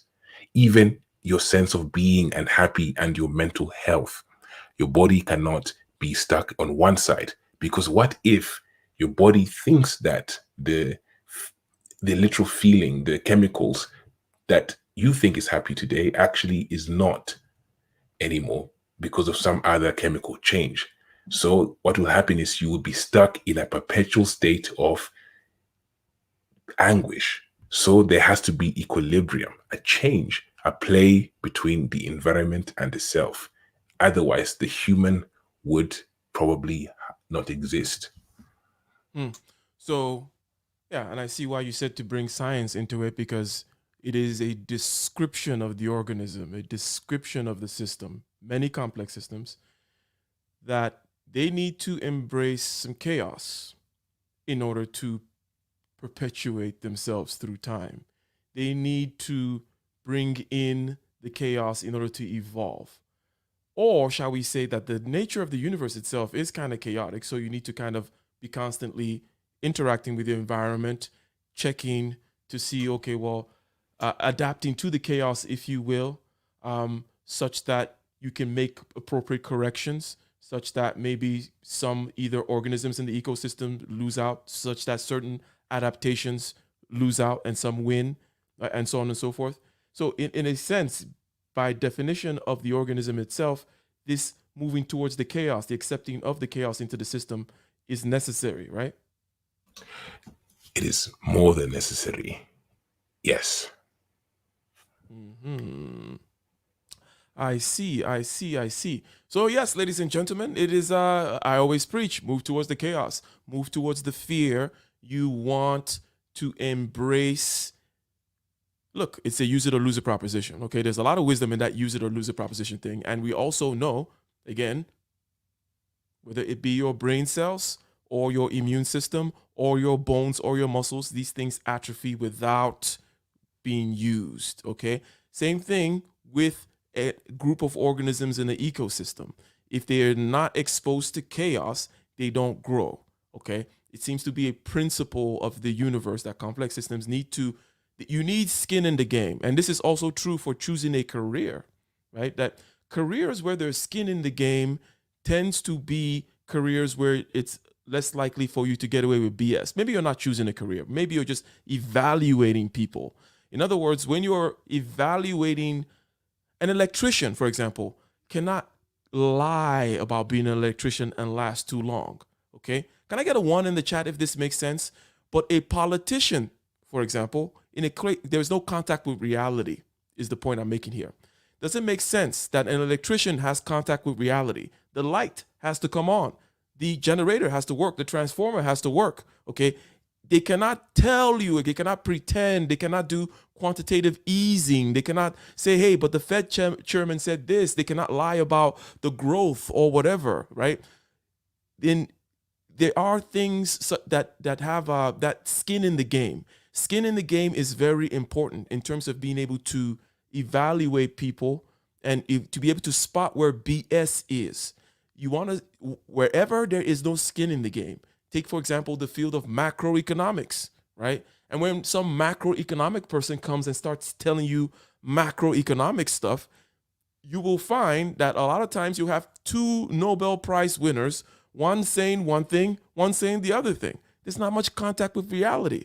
But if it's your electrician, if it's your plumber, if it's your dentist, if it's your engineer or your physicist, again, to the science thing, the sampling of reality using the scientific method and so on and so forth, then because of the contact with reality, because of the skin in the game, okay, then people tend to not be able to get away with a lot of BS, all right?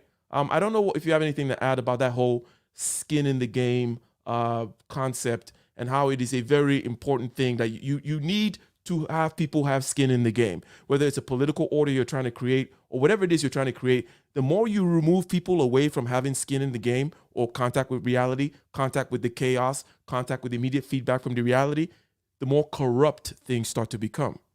That's my spiel anyways.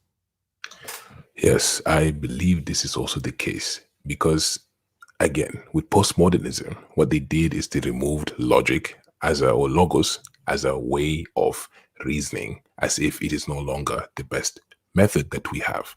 This was to remove the skin in the game in interaction with each other. That was the beginning of chaos. Okay, now, so we talked about work. You related it to the nature of the organism itself, the alignment, the meaning in the mind, the therefore things that need to be done, therefore work needs to. I got it. Now, there's something called work-life balance that certain kinds of people like to say, and it is something that I do not understand whatsoever. What does that bring to mind? You know, the reason I bring it up is because it's directly related to this thing about the good life. Some people say, well, yes, you're talking about this and you're talking about that, but it's all about balance. And we understand the importance of balance. But what does it mean to say work-life balance? Perhaps there is a contradiction in that. I do think there's a contradiction. However, coming directly out from what you said, which is that life itself is, requires this work, almost. Now I'm thinking about work and, the difference in potential energy, blah, blah, blah, work. That's interesting. But anyways, that life needs work. What is this work-life balance? And we can come up or come down to your simple everyday. Go to a cubicle, come out of the cubicle. Even we can go there. Just real life, what people actually mean. Let's take it at face value. What do you think about work-life balance? Well, at face value, what they mean is that they want to go to work on Monday to Friday, or even less, and then on the weekends do nothing, or rather do anything else other than work. Now, the interesting thing about this is those like you or I do not believe in such things, because what has happened is, as we explained earlier, the man is in Trinity: body, soul, and mind. If the work that you do is not attenuated correctly to those proclivities, then that is when what happens is there's a contradiction of the energetics. The person that, let us talk about Molly. Molly has gotten her undergraduate degree in computer science. She then gets scouted by a big tech firm called Micropop. Micropop develops softwares. Now, she gets paid 150K a year to work in Micropop as a software developer. After a year of working in Micropop, she decides that she doesn't quite feel inspired. She wants better life-work balance. The interesting thing here is what's happening in Molly's mind is that her body is okay with working in Microsoft. There's nothing Micropop. There is nothing necessarily bad. It is not as though she's working in a way that her body is not designed to. However, her mind, her spirit is not aligned with Micropop. So in reality, what Molly must do is actually seek a business venture that is aligned with her spiritual and mental acuities. For example, if Molly is not a thinker and she's a feeler, and this is one of the reasons why there is a disparity between genders in some situations. Some of us are more built to appreciate objects. Some people can see an object and they can focus on that object tirelessly without being bored or somehow feeling as though the energy is draining out of their system. Some of us can do the same for people. Some of us can be nurses and doctors and enjoy it without it actually being something that the work-life balance is something that they think about. Some of us, however, cannot. In your case, I do not believe that you would be a good nurse, for example. If you were a nurse, you'd be saying you want work-life balance because work would be hell for you. So really, these people are attenuated to the wrong career pathways. Now, not all of us have the privilege to easily get out of these career caves. However, that is the reality of the case. Okay. That's a good angle to bring in. The angle of, let's say, the dichotomy between, men being fine with objects. They can do their macro pop thing, or objects, or in this case, maybe zeros and ones, the world of bits at macro pop. And Molly's not happy because maybe Molly will be better served working maybe as a still in STEM, but as maybe as a biologist, as we tend to see, right? Biologists, the medical sciences, and so on and so forth, heavily populated by women, and then you have men over there pushing zeros and ones or doing little machine things or engineers like myself, right? Now, how does now I know this to be the case. However, I've always been a little surprised at people whom cannot recognize where they should be, what they should have studied, what they should spend their time doing, and how they come to just find themselves in a place where they're now looking for work-life balance, as opposed to having known from a long time ago that you don't even like this macro pop stuff. Why did you go to all these years of college, get a master's in computer science, only to realize now, Molly, that you don't like macro pop? What exactly goes wrong there? What kind of admonishments can we give a young Molly, if you will, before she Well, makes that mistake? well, here Molly must learn to not be, or rather, Molly must learn to be okay with being authentically seen as not authentically herself. Molly fell for the society's push towards micropop. Molly should have thought, is this what I want? Is this what I enjoy? She should have thought through those steps. For example, there is also Ola DJ, or rather, Fenyeya Olakumi. Olakumi is over there in Nigeria. She is in a similar situation, except she does not need work-life balance not because she likes micropop, but because she needs micropop. There is also a need aspect in this. When you need Mm, something, of course, it does not hurt you to do something that gives you the thing that you need in an asymmetry that is towards the good. So that is why Olakumi is actually happy. She seeks to be the highest hierarchy in micropop because of her reality. Her reality is she needs this. For Molly, she's grown up in a middle upper class, and why would she want to do and expend energy in something she's not interested in and the benefits are not significant? So there is also the benefits. If you, for example, achieve a Nobel Prize in philosophy or science or anything, there will be such a great realization and feeling of achievement because it is significant. When Einstein went through the rings and the reins, he understood that actually there's something greater that he's seeking. That made everything else, the whole journey, make sense also. So there is the reward aspect and there is the internal aspect. When the reward is not significant to overturn the work aspect, this is just like math. Molly was unhappy, but Molly was lied to by society. Molly was not introspective enough to understand or accept herself. She was told that there is something wrong with you not pursuing micropop. You should be in micropop. We need more Mollys in micropop. Olakumi knew that she needs the money and she likes money and she wants to help her family. Those factors offset the lack of internal interest, unlike Molly. mm, good point. And I like how you quickly, after saying that society lied to Molly, you said Molly does not have enough introspection. Because I'm like, well, maybe society didn't lie to Molly. Maybe society just says, hey, we need more Mollys on Macropop. And no one forced Molly to go there, right? But the aspect of need, I think, also is quite important there. So, what? How does Molly get the introspection, right? How do people know what not to, whom not to listen to? How do people know if we harken back to the point of authenticity?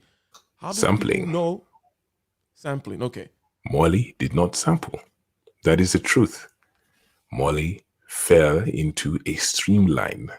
Molly believed that as a modern Molian, that she must do this. That is a problem. If she had sampled, she would have realized that perhaps she would have been a great doctor. Perhaps she would have enjoyed being a doctor, healing people, saving people's lives in a more realistic sense. Because as a doctor, there's also a great reward. You are doing something with your hands that will directly save someone's life. So there is an impact of the spirit also being healed in that moment, especially for Molly. Sampling again, sampling again. Sampling is how you choose your virtues, choose your values. Sampling is how you create a table of hierarchies. How do you know how to tabulate or what is the best jazz musician if you have not listened to different kinds of jazz music? How do you know you like jazz if you've not listened to jazz? How do you know that you, again, for the average, does everybody need to sample? It reminds me of something someone was saying, perhaps there should be a show called Intuitive Bias. But does everyone need to sample? Or there's some people out there, because I don't think I need to sample, for example. Or am I doing a different kind of sampling in my head? Tell me. You have done sampling of the mind. What that is when you have had two things. Intuitive people have the ability to sample between two things and then think of it like the prime colors. With the prime colors, you can create all the other colors with it. Intuitives can operate with prime colors and then create infinite sample states because they're able to think. Because when they're expending energy in the intellectual mind, they're not suffering. Some people, when they think hard, it hurts their brain in a literal physical sense, and they're not able to focus. With intuitives, they can start to play with the primary colors in their heads until it reaches infinite color spectrum. And the color here is an abstraction for the sampling of events, things, cultures, music, food, and knowing how Jobs, everything... different careers in Right. this case. Yeah, go ahead. Exactly.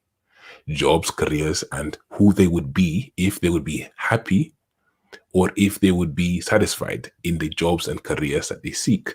So if you are not intuitive, which is the majority of the people, you must then sample.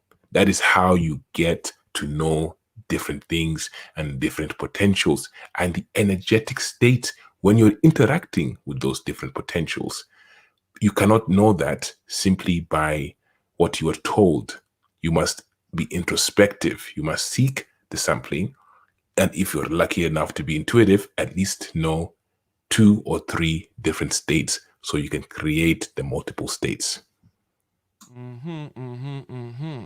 And we are approaching that time when we might start to wind things down, ladies and gentlemen. But it's always a pleasure to have my man J. Ibrahim in the house. And today we are talking about the good life.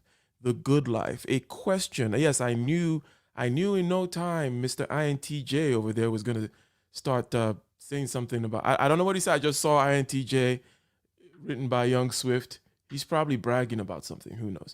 But the good life, whether on the level of the individual or the level of the largest group, the whole human race, we tend to weigh our actions, our constructs, our values. What should I do? How should I be? How should I think? What kind of society do we have in order to facilitate, quote unquote, this conception of the good life? Okay. So we started out talking about the nature of the good itself. And we found out that my friend here is the first scientist, or a scientist, or at least a Platonist that hovers around that area there.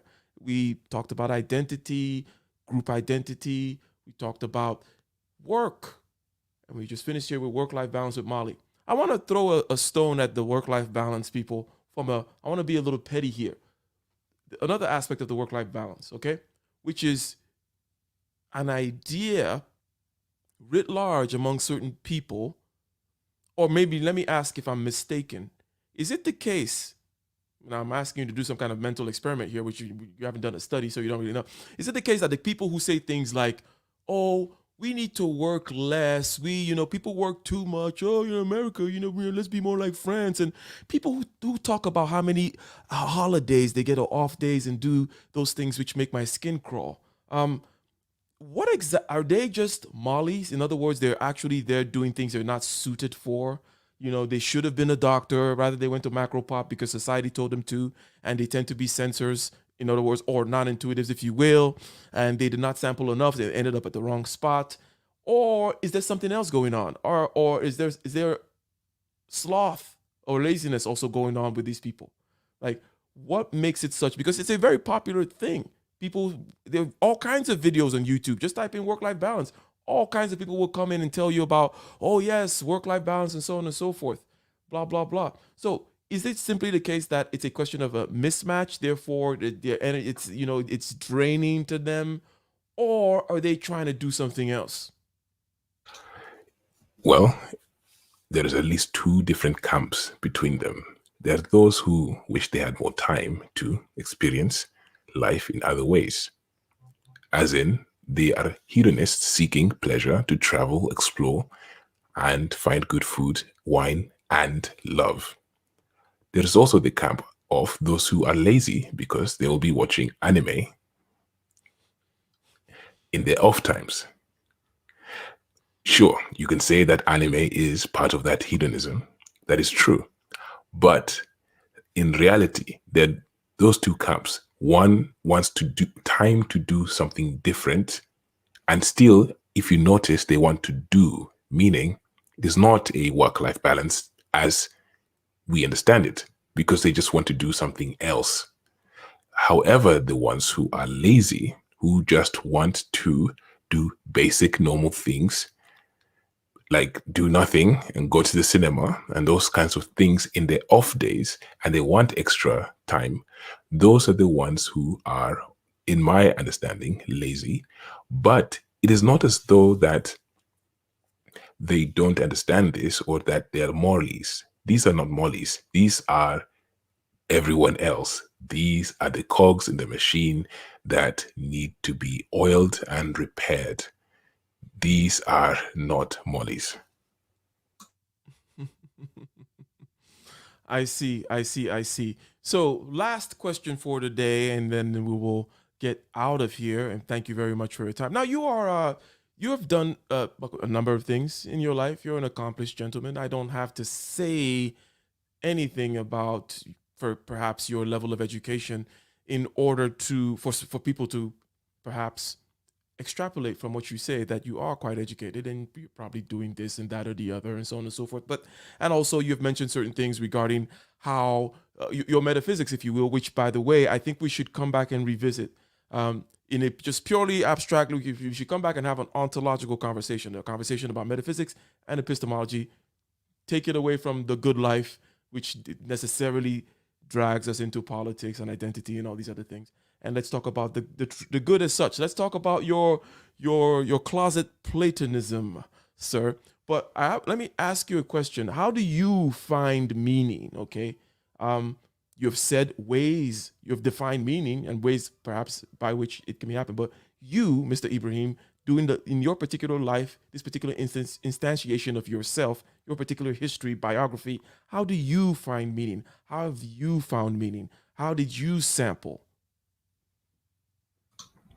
Well, the first step of the exploration was competence.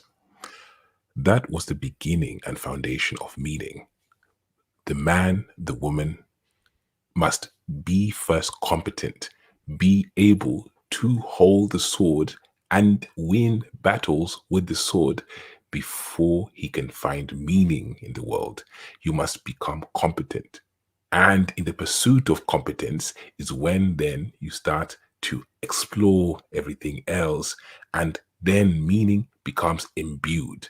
Meaning then becomes the uses that your competence can bring forth. For example, if I see that there is a starving child or a child whose parents are neglecting that child, and I have the morality or the model of morality inside me to help and to seek to help, I will go, and because I'm now competent, I have the power to help her, I will do so. There is meaning in that because there's an explosion, an exponential thing that happens. That child, as she grows up, she goes and impacts other children's life. I then decide to mentor her.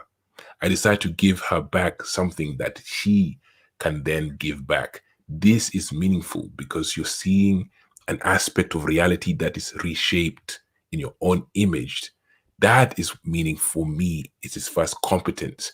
Then with competence, there is power. And with power, there is the ability to change according to the will that is internal to self and according to self's morality, values, judgments, and the attenuation towards the good. That is where meaning comes from. And within it, happiness has become the thing of a norm for me. When a friend asks me, "How are you, Ibrahim?" I say, "I am," not because I think I'm God in the most high sense, but I am because I have reached a state where I am not unhappy. I am generally in a good sense, and that is the state that comes from all of those experiences. And meaning has now just become something that is inseparable from anything that I do because it has all led to this point.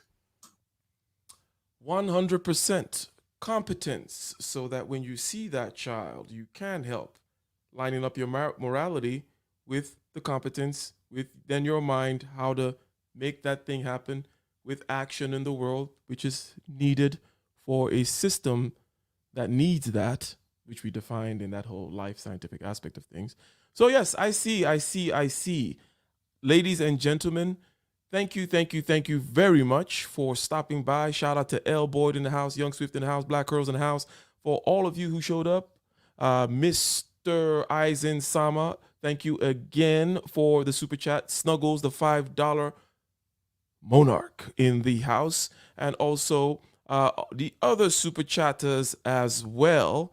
And we will be back, ladies and gentlemen, on Thursday on this channel, and we will be talking about I'll be giving you another 5 pointers on another aspect of things. I think that I'll be talking about 5 points on having staying power, how to have staying power. If you notice in my past few videos, you've been doing the 5 thing, 5 rules for efficiency, 5 ways to have the growth mindset, 5 tips for public speaking. Now we're going to talk about staying power. And then at some point when Mr. Ibrahim is free again, we will come back and we will have another philosophical conversation, cleanse our palate, if you will, with these kinds of talks, which I enjoy a lot, given the fact that, after all, philosophy is at the head of my hierarchy. Shout out to Mr. Chaos Reign in the house as well. And with that, I will go ahead and bid you guys adieu, ladies and gentlemen. If I can get my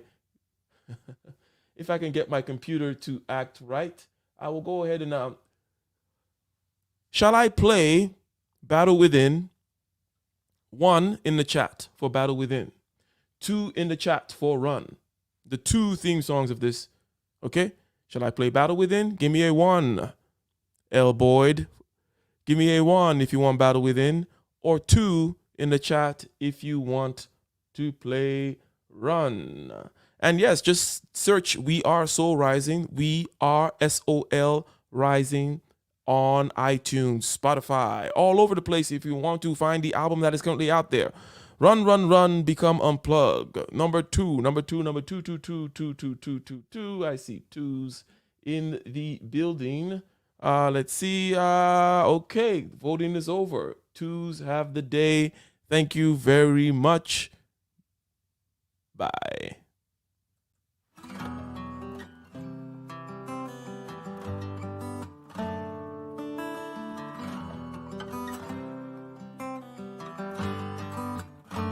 in the den of iniquity. Vicinity no pretty, calamity if it hit we any moment, what a pity. Tomorrow never certain, what dwells behind the curtain? The face of evil smirking, with that shifty eyes averting. It's not a steady bubble, that either pop or topple. Many will fall and stumble, let the dozers gather rubble. From LA to Colorado, Guinea to Burkina Faso, cannon could reach the towers and the troops will storm the castle.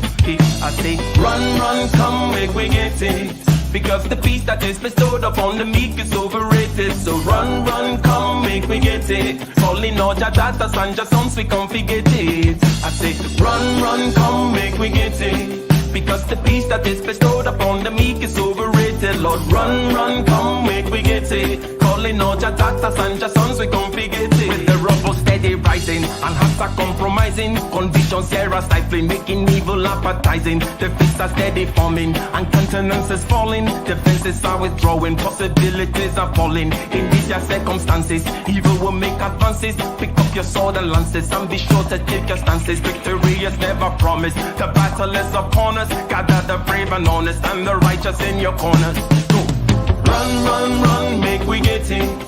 Because the peace that is bestowed upon the meek is overrated. So run, run, come, make we get it. Calling out your daughters and your sons, we can't forget it. I say, run, run, come, make we get it. Because the peace that is bestowed upon the meek is overrated. Lord, run, come, come, make we get it. Calling out your daughters and your sons, we can't forget it.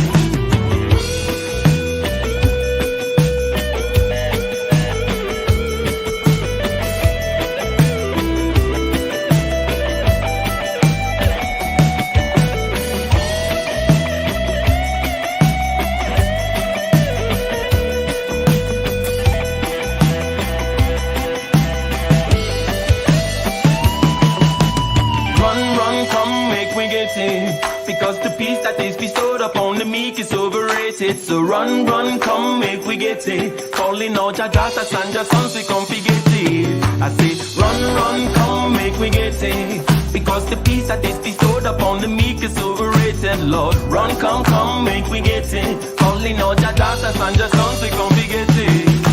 Run for the hills, let the will lead the mind. For living is the thrill with the doubt left behind. Amidst all the wicked, there is beauty to behold. Be fearless and intrepid from the depths of our soul.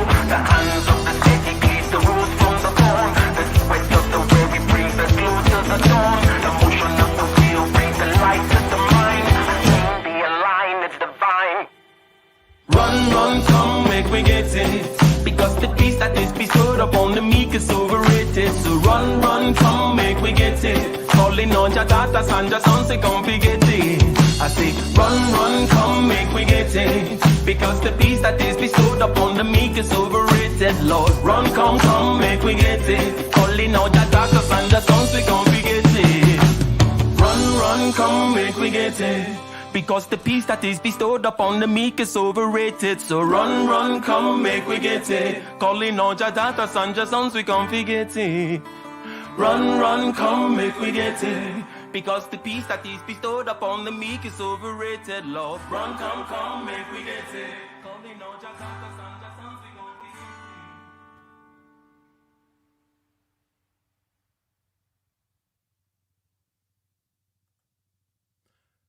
Crashing on the shore, relentless in the war. The legions in our hearts, shed waters in our pores. The spirit and the flesh, the emotions that arrest. The cerebral will contest, propelling the unrest. Preachers and bandits with means on the hand. The teachers pedantic, lack understanding. So, I'm saying...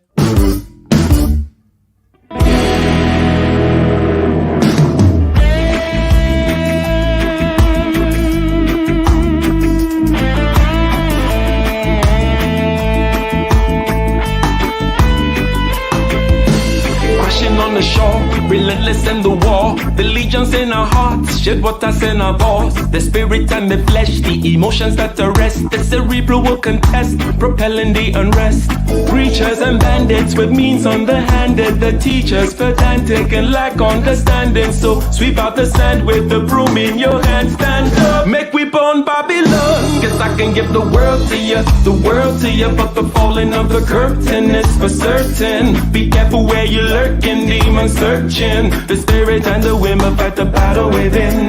Cause I can give the world to you, but the falling of the curtain is for certain. Be careful where you're lurking, demon searching. The spirit and the wind will fight the battle within.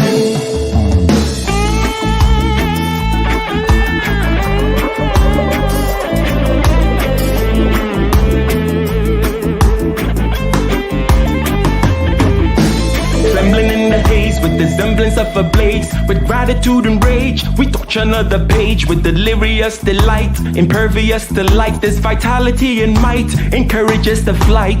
Preachers and bandits with means underhanded. The teachers pedantic and lack understanding. So sweep out the sand with the broom in your hand. Stand up, make we born Babylon. Cause I can give the world to you, but the falling of the curtain is for certain. Be careful where you're lurking, demon searching. The spirit and the wind will fight the battle within. Cause I can give the world to you, but the falling of the curtain is for certain. Be careful where you're lurking, demon searching. The spirit and the wind will fight the battle within.